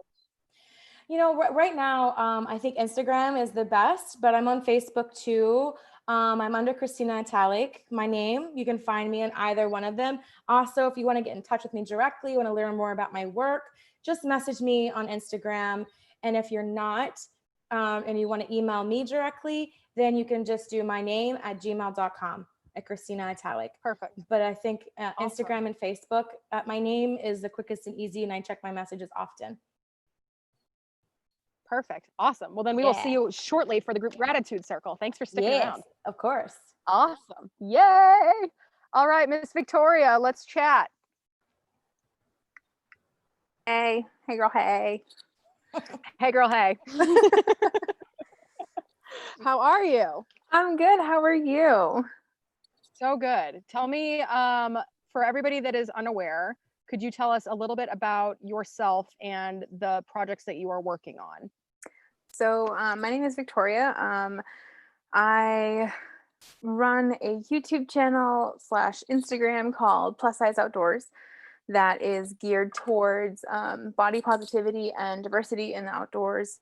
And a friend of mine and I are also kind of working on a new nonprofit called Feral Earth that aims to fuse conservation efforts, women's empowerment, and ecotourism, kind of all in one. Amazing. That sounds so dope. So tell me about so we met at the Westminster REI store where I also met Laura. So it's like, we're like having a Colorado reunion in this Zoom call today. So when we met, you were still in Colorado and now you're in Boston. Is that right? Well, technically. So I moved back to Massachusetts in December, and I'm working on Cape Cod. So I'm like half the time in the Boston area, half the time on the Cape. So. Oh, wow. That sounds lovely. Yeah. So how did you come about starting Plus Size Outdoors, and have you participated in any other organizations in the outdoors that are catering to these groups? Like, have you done anything with Unlikely Hikers? Have you done anything with Fat Girls Hiking? And what led you to start Plus Size Outdoors? So no, I haven't done anything with Unlikely Hikers or Fat Girls Hiking yet. Eventually I'd love to kind of branch out and kind of bring everybody kind of together. So it all started because right after I got into hiking, I kind of went down the rabbit hole into like all things YouTube, Instagram, like, let me learn about this, like, because I have no idea what the hell I'm doing. So I started to notice like the typical outdoorsy person was fit, white, straight, mostly men, couple women, but they all kind of fit into this one little niche. And then I kind of started to see like Unlikely Hikers and Fat Girls Hiking and Women Who Hike and all these other groups on Instagram, but never saw anything on YouTube. So I was like, okay, someone should do this. Put that in a little corner, someone go do this. And then I was listening to a podcast with an interview on the Chic Sports podcast, an interview with Sam Ortiz. And if you guys don't follow her on Instagram, I highly recommend it. It's at Sam Ortiz Photo.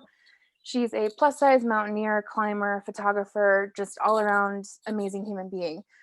And she had said something that kind of resonated with me in that that she had never intended to kind of start her whole Instagram thing.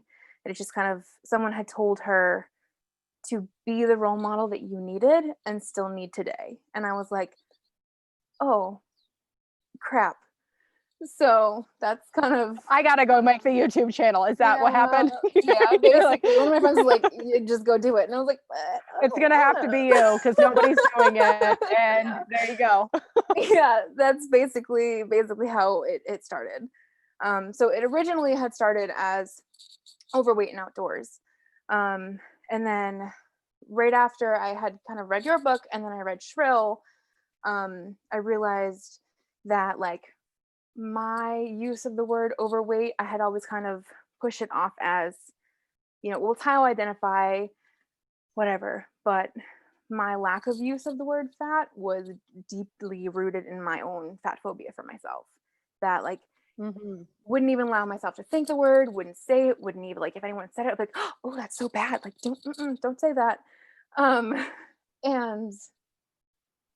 But once I realized that and kind of let that all go, it just kind of like, all right, this kind of makes sense now. Okay, now I see what everyone was saying. So yeah, then I decided to no so longer for folks. No, go ahead. I just decided to no longer be part of that culture because it is toxic, and so here we are. I love that so much because Shrill is, for anybody that doesn't know, Shrill is a book by Lindy West, and she is a fat woman. And it was one of those things where I was like, oh my God, she said fat. What? And like, so Hannah Betts, who was on, I think the second episode, she was the one that gave me the book. And Hannah is a Hollywood stunt woman. She's this big, like she's not fat by any stretch. And the fact that she gave me that book, I was like, I'm confused, but also thank you. But the general gist of the book is Lindy reclaimed the word fat for herself, and she came out as fat because when she did that, it removed all the power that that word held over her. So even when I was writing my book, because like, like you get told, you're like, you don't call people fat, that's mean. And so like, I'm writing this book and I was thinking about the relationship that I had with my mom and how she told me like, I better watch what I eat or else I'll end up like her. And in the description of my mother, I said, she didn't want me to turn out fat like her. And I just like, I could feel her wincing as I typed it because she still has the attachment to the word, right? Like we all do. So what has your life been like since you read that book? Did you have a coming out as fat party for yourself? And like, how has that freed you? I guess I kind of did because like I can look in the mirror now and just not be disgusted by what I see. And it's just like, which that's amazing. Huge. For anyone. It's a huge thing. That is incredible. It's just trying to change the way that I see myself and see other people and just kind of like hold myself. I've noticed that like because I used to like find myself walking by a mirror, like every mirror in the house and just being like, eh. But now it's like, all right, like, okay. Hey. So and it's like, yes, there are days that I don't feel comfortable in my own body, but I'm working on that. But there was a huge moment for me that I didn't realize it at the time, but like, so I had made a video a few weeks ago because I had kind of been on a hiatus because it's just like life was just so stressful, and between like the potential of moving home and then actually moving home and then just trying to figure out my life and just I just kind of took a hiatus to deal with my own mental health and just kind of get myself back on this like level that I could be beneficial to other people. That there's a part of it that's like, one of the reasons I rebranded this channel is like, yes, I want to expand the topics that I discuss on this because, we're all more than just one thing. I'm more than fat. And then we're watching it back and editing it. I was like, oh my gosh, like I just called myself fat. Like, all right, I took this power away. It can't hurt me anymore. It's just a word. So it's just like, okay. Let's see. I love that. Now. Well, you texted me the other day and you were like, I just feel like the most confident that I've ever felt. Like what got you to that point and what was that journey like? Well, I think a lot of it, so this might need to backtrack a little bit. That's fine. When I was reading your book, like I would just text you and be like, "Ooh, girl, that goosebumps!" Like, "Oh my gosh, that line spoke to me." Like, okay.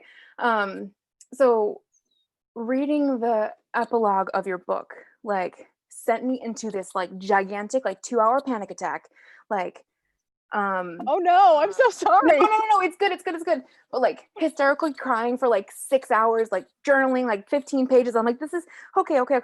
So like when I was talking about like the express train to my healing process, like that's just kind of like went down the rabbit hole, dug like 10 feet deep, like, okay, we're going to deal with this now. But I think along with dealing with the self-image, I had to also deal with the feelings of no self-worth, that I don't deserve anything, that I'm not enough, that I'm not whatever had been told to me, said to me, made me to believe. Like all of that kind of had to be kind of dealt with all at the same time, I guess, for it all to It's a lot. Yeah, it is a lot. But I think you're a powerhouse. It just like, I feel like if there's like a scene in a movie, I can't remember which one it is, but there's like spider webs everywhere. They're trying to get through it. They're like, So And if I'm talking too fast, let me know, because I just You're feel like, good. ugh. Feeling it. But it's just like trying to get all these things down at once, and it's like playing whack-a-mole. But like once all the dust settled, it's just like I woke up the next morning and I was felt just so emotionally drained. And then you told me that I have a choice to feel that way, and that like ever since then I'm just been okay, so let's do this. So Yeah. And it's an interesting place to arrive at. And I was like, and when I get these like nudges, because like we're texting and I'm like, this is what I would say. And then I'm like, okay, hang on a second. Does she want to hear this? Am I the person to deliver the message? And is this for her or is this for me? Because like most of the time, stuff that I get, like these little like universal nudges, it's like, that's for me. Like I need to like slow down and evaluate my choices and remember that I always have a choice in how I feel. But like, I am glad that that landed well and that it wasn't another spiral. But you said something earlier that I thought was really interesting, because you were talking about how people had said these things to you, you had said them to yourselves. Another thing, and this I might be speaking out of turn here, but for me, a lot of the messaging that I internalized about my body was from the media that I consumed. And I know one of your things is like more representation for fat people. So when you live in this body and all you see is skinny, then there's that disconnect. But if there's more fat people in movies, TV, media, if all of that is more represented, then we can start to see ourselves in these other people. So talk to me a little bit about representation of different body sizes and why that matters to you. it matters because like we're all out there. Like I remember thinking when I first started hiking that like nobody on trail looked like me, because I started hiking in like New England. So, I didn't see as diverse people out there than I did in Colorado. And I remember like I want to say probably the first year and a half that I was hiking, like I would hold my breath when anyone walked by me so they wouldn't see that I was out of breath and think that, oh, this fat person can't do this, to the point where I'd be like almost passing out. And it just like, it was brutal. And I just remember, I think it was in Colorado with one of my friends, and I had stopped to catch my breath or let someone pass me or whatever.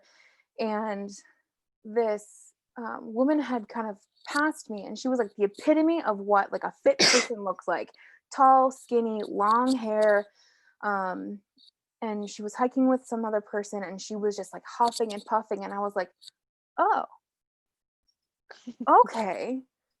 So hiking is hard for everyone. It's not just me. Yeah.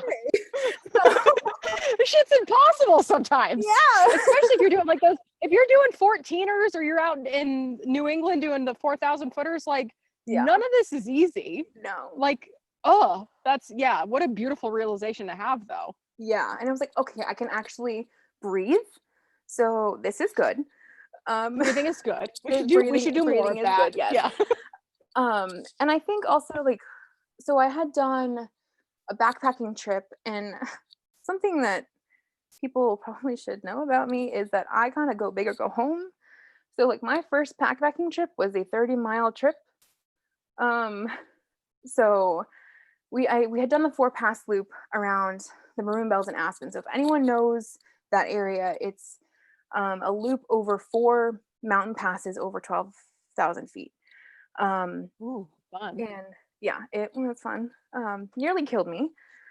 But one of the guys that I had met on trail, he was like, you inspire me because there needs to be more people like you out here. And it wasn't negative. It was more like, I love to see this because people want to feel welcome and everything. And I'm just like, okay. Like, this is okay. Like I'm on the right path. The literal path. Yeah, literally.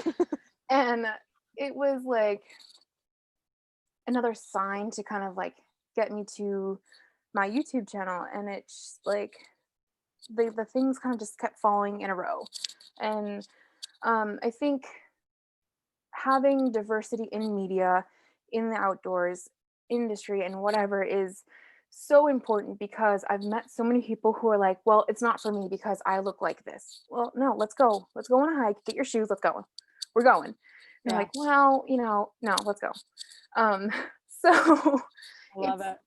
It's important to share that with people because I learned so much about myself hiking that I'm so much more capable of what I ever thought I was. And it, like I always joke that hiking ruined my life, but in the best way possible. So I dig it. And it's interesting because like, I feel like the part where you were like, where you saw the like picture of fitness and you're like, oh my God, she's huffing and puffing. Wait a second. Oh, like I'm allowed to breathe out here. Okay, cool. Like taking up this space, right? Like that's such a beautiful moment. So where is the coolest place that your body has taken you? I think my favorite hike was probably Lake Isabel in so I have two things. So my favorite hike is Lake Isabel in Colorado, and it's like it's not a super hard hike. It's mostly flat, but it brings you to this like amazing gulch, and like the entire trail smells like Christmas, and it's just like most beautiful hike that I've ever been on. And I like was so upset that I couldn't do it again before I left Colorado. But the best place like is that backpacking trip, and it's just like oh gosh, I lost a toenail. I had like layers of blisters on the bottom of my feet that were like 5 layers deep. It like, I was so severely dehydrated. I couldn't walk for 3 weeks, but it was the best thing. Cause I'm like, yes, I can't walk. I can barely crawl. It hurts to sit. Like but my body took me here and I did this damn thing. So yeah.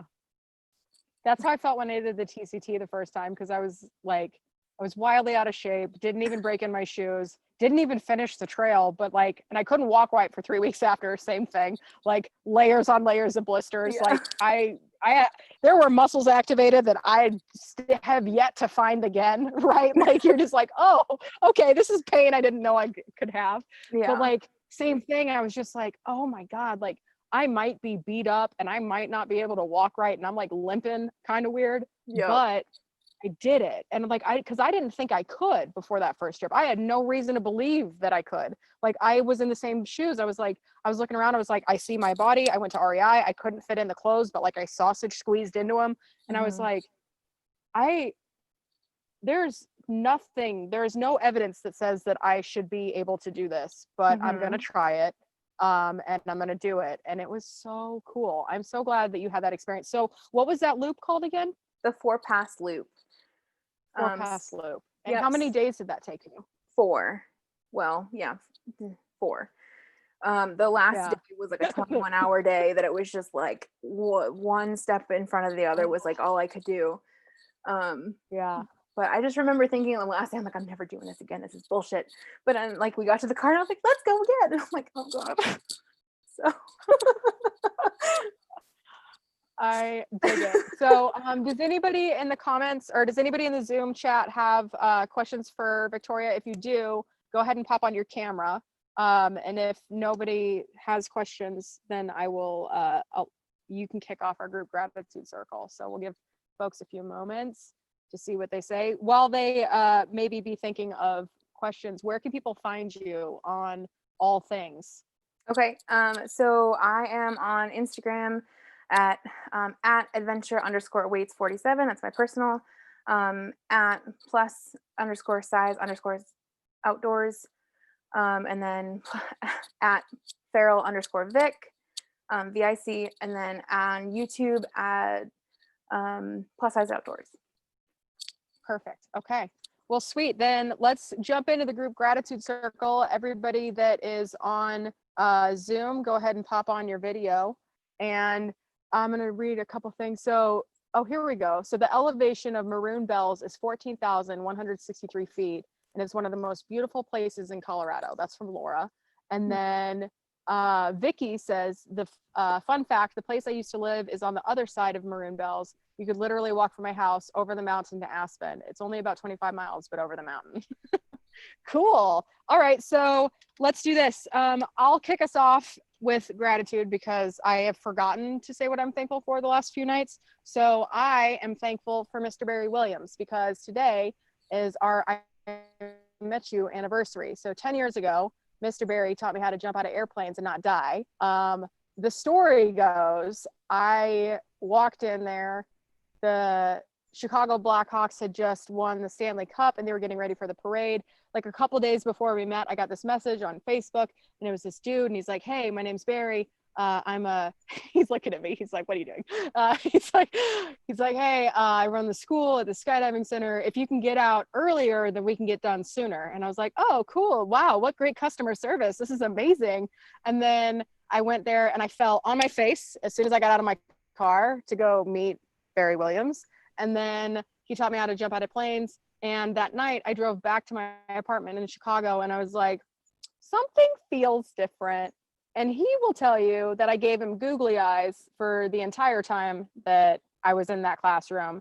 And for about 8 years, I denied that. But I'm here to say that happened. I love that dude. He's awesome. So I am thankful for Barry because without him, my healing journey started on this day 10 years ago, because when I walked into that skydiving center, I had not confronted anything of my trauma. I was really good at avoiding it. I had done everything I possibly could to bury what happened with the sexual assault and all of the aftermath. And this homie over here just created this sanctuary where I could be me. Like, he saw the vision. I don't know if he reads Akashic Records and like saw me at my highest vibration or if he's just like super special, but he saw it and he knew like who I am and he could see the things I couldn't see. And now today I can confidently say that I can see myself the way that he has always seen me. So I am very thankful for the healing space that Barry Williams has created for me and for Hiking My Feelings to exist. So thank you, Mr. Williams. I love you very much. He just bowed behind the camera. You're welcome. Victoria, what are you thankful for? I am thankful for, it's like a two-part thing. So I'm thankful for you, take your time. For having the courage to share your story, because when I heard your story on the She Explores podcast, you were the first person that like made me feel seen and heard and understood. And when I reached out to you, like I told you things that I had never told like my closest friends, and I didn't realize until today that like that was just such a lonely existence. So I thank you so much for having the courage to share your story. And I'm so thankful for the Hiking My Feelings family and community. And I feel like so welcome here. So thank you. Big love. Thank you so much. I am going to cry later. I'm going to keep it together. And I love you. Love you Mary, too. what are you thankful for? So I'm thankful for this guy. This is my son, Leo. And hi, Leo. One of the greatest gifts in the entire world. He's a good helper. He's sweet. He's supportive, and he's always here for me. So especially tonight, he's been helping me a lot tonight, doing little chores while I'm on this call. So I wanted to give a shout out to my buddy, Leo. Way to go, Leo. I love it. Michelle, what are you thankful for? LeRoy, then Lee. Yeah. I was gonna say, you know, I'm thankful for my dog. My dog Luna actually passed away on Tuesday, and in the days since then, I've realized just like how I knew she brought love to my life. I knew she brought beautiful things to my life, but damn, if it isn't until they leave when you really realize like she was huge. So I'm grateful to have been in her life for the 3.5 years that we knew each other. And I'm grateful for the fact that she is no longer arthritic and skinny and old. She's now fat and happy and running around the Rainbow Bridge. So yeah, for her. Oh, big love for Luna. Oh, Michelle, Lee, what are you thankful for? I'm thankful for my newfound motivation and wanting to get better. This wasn't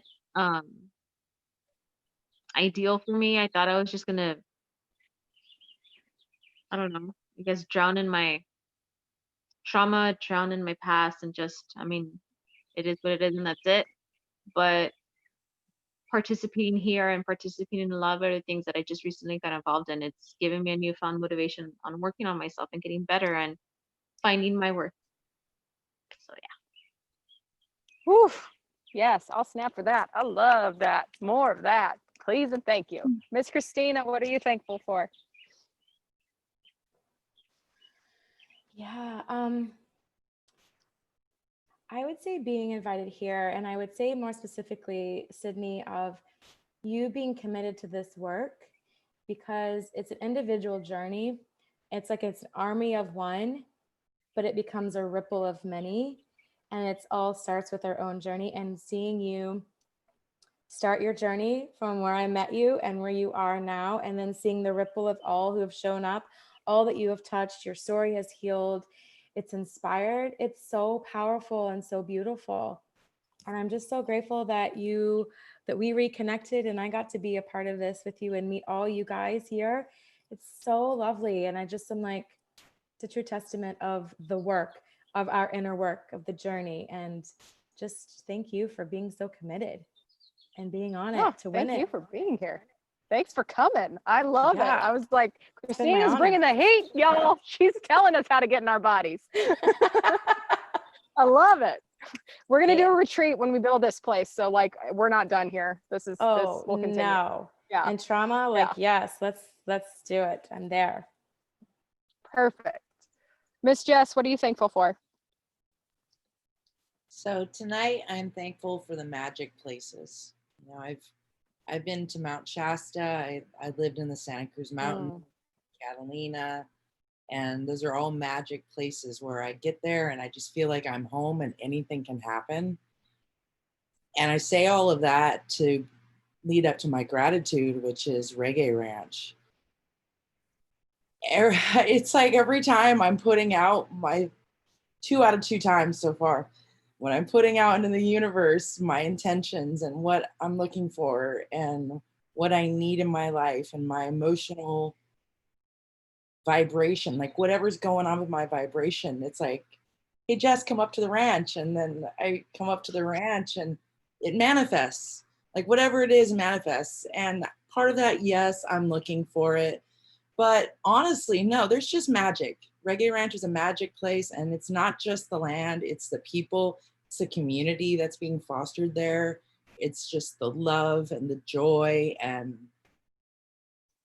it was so cool because every time I go out, my family's sort of like, so what's the meal schedule and how are you going to check in? And I love them for that, but it's like, you guys, we're not worried about that. It's like, we all brought all our food together and came up with food, you know, and everybody ate. And I just love that communal nature. And I just wanted to say thank you because, you know, and thank you to Sue and thank you to Dusty and thank you for Barry, and the kids and the dogs and the whole bit. So I'm just thankful for magic places and that they exist. Thank you. And your presence makes this place more magic. So just keep showing up. We like you here. Thank you. Laura, what are you thankful for?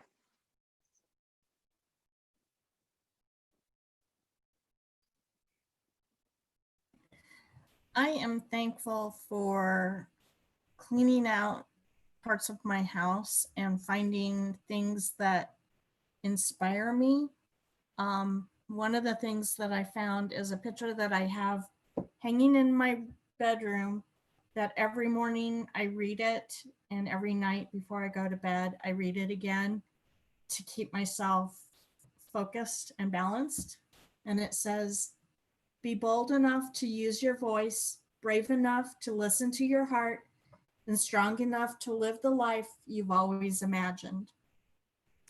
It's words yes, ma'am. me, and it's what this group has inspired me to do also. Jason, what are you thankful for?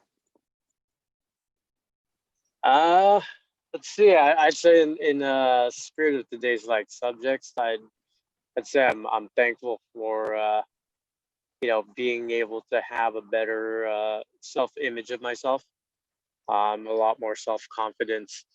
I think I mentioned it already, but it kind of the whole self-image thing kind of goes both ways. I always felt like a lot of the time that again, I'm not a very tall dude, probably shorter than like 90% of like other guys, but there was a lot of times in my life where it's not necessarily that I was being made fun of, but it's just, you're not tall enough.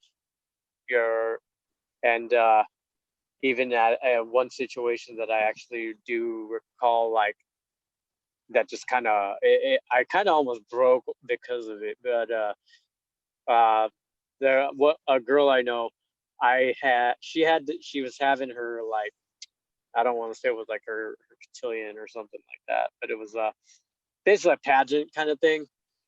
And she was a good friend, a really good friend for me at the time. And I had said, hey, if you need an escort, because she had to basically pick somebody to be, like her escort for this little thing. She's like, I would totally pick you, but you're not tall enough. Because I mean, obviously wearing heels, she was like just a little hair taller than me, and I was just like, well, shit, maybe that's the only thing that's ever been missing in my formula is a couple inches of height. And I've kind of had to deal with that, like going through all my trauma. It was also the whole thing that you're stressed out right after my dad passed away. I remember, I mean, I did Muay Thai to kind of like as an outlet, but right around the time that I started doing that, my hair started falling out. So I had difficulty looking in the mirror, like a lot of time, like seeing this, the bald spot coming out, and then like everybody from my coworkers to guys that I was sparring with, stuff like that. Even one of the guys that was kind of like a coach to me, they'd be like, oh, they'd make these like snide little comments like, oh, I'll just aim for the bald spot on the top of your head, it's growing. Or it was just, guys shame each other really fucking bad. And I guess because of, again, my size, I don't know if I told you, Cindy, but I actually used to be about 40 pounds heavier. Right when you're kind of like coming up, like there's always something that just somehow about your image that it's almost like, when is it ever going to get better? When is my self-image, you know what I mean? When is it ever just, when am I going to be fine with myself? But I guess slowly over the course of time, when I finally shaved off all my hair, I used to have this like beautiful mohawk. I was like 6 inches tall. Yeah, I was that kind of type. But but I mean, like when one day, I guess after all of this, it's just like, you know what? I think it was hiking across that trail. It's like, the fuck does it matter? And then like, why am I bullshitting myself? Why am I lying to myself? So it's kind of like, being comfortable in your own skin, no matter what it looks like, whether you have hair or whether you're fat, whether you're skinny, whether you're not tall enough, whether you're too tall. I again, it's up here. And one day I just realized I was just okay with who I was. And yes, I'm grateful for that.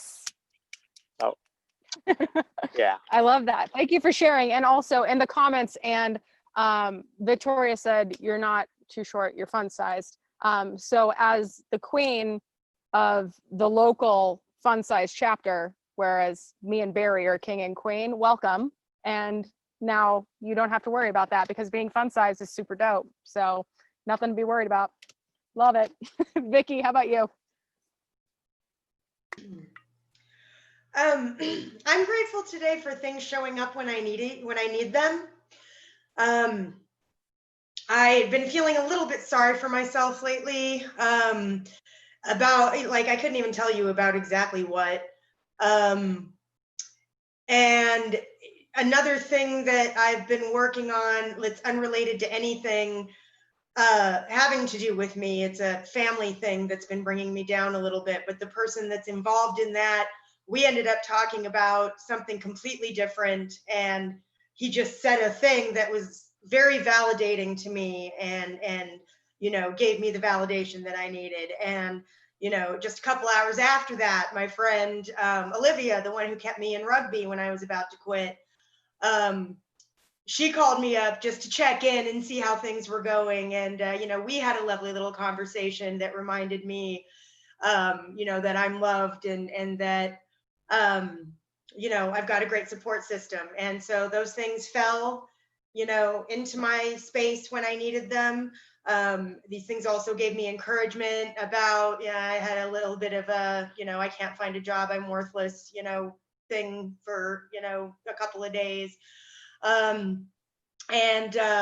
You know, this talk right now reminding me that I have great stuff that I can do. And I remember when I first met you, Sydney, at that coffee shop in San Diego, didn't know you from anything, but Dan said we should meet. So we met, and you just looked me in the eye and said, now you're meant for more than what you're doing right now. And I think I'm starting to believe that. Yay! I love it. Awesome. And Jennifer, what are you thankful for? Like what Vicky said, I'm thankful for things that show up when you least expect them. So I got my Hiking My Feelings package today, and I had a really rough day at work. I had to do something that I haven't done in 10 years, and I was doing it by myself. So it was really nice to come home with a little self-care package, and specifically the pendant. It's called the Coca-Cola. I've never heard of it before. But I had just learned about crystals last year through a friend. And so I was always getting like the black tourmaline or whatever, because I said earlier, I'm always having negative thoughts. But I like how you put that this will inspire communication. That's probably my biggest weakest. I'm very stage fright, and also working through issues with people. It's like, I just call it my fault and walk away.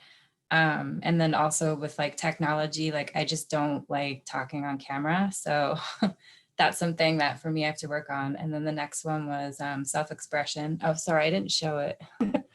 It's beautiful. Yes.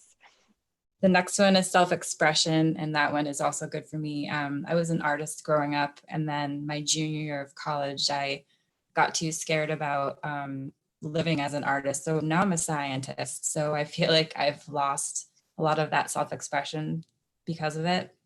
And then the last one is forgiveness. And that's something that is something that I need to work on. Like I say, you know, I usually take the burden and walk away and call it my fault. And that's makes forgiveness more difficult with people. So, but yeah, this was, I'm very grateful for this one today. Thank you.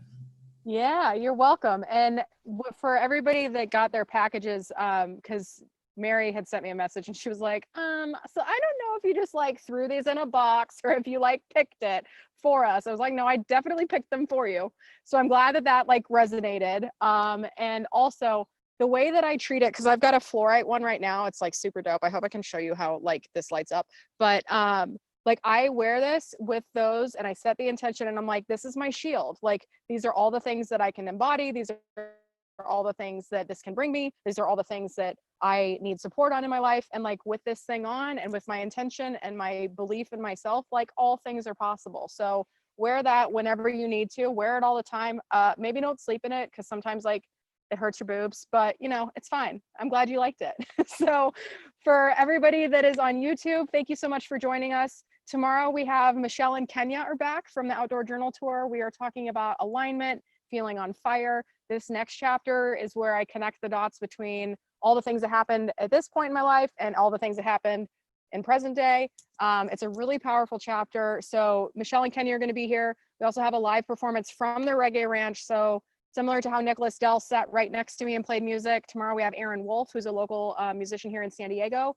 And we also have Emily Hopshin, who is one of my favorite people that I have never met. So she was the editor for, She wrote a story about me and hiking my feelings and adventuring with type 2 diabetes for the REI Co-op Journal back in July 2018. And then she's also the editor for Range Magazine, which is where I published my first article in a magazine in the outdoor industry. And since then, we do like monthly mastermind calls where we just like talk about everything that's going on professionally. She's working on a really great documentary that she filmed down in Nepal about the women adventure guides there and how there aren't any, but this one woman, Durga, is one. And so she went to Nepal, interviewed her, followed her around, and I'm just really excited for you guys to meet everybody tomorrow. So if you're on YouTube, thanks for being here. We'll see you tomorrow at 5. And if you're in the Zoom chat, stick around and we'll do our post-show like shenanigans and hugging party. So thanks, everybody. We'll see you tomorrow. Everybody wave bye to the YouTube people. Bye, YouTube people. See you later.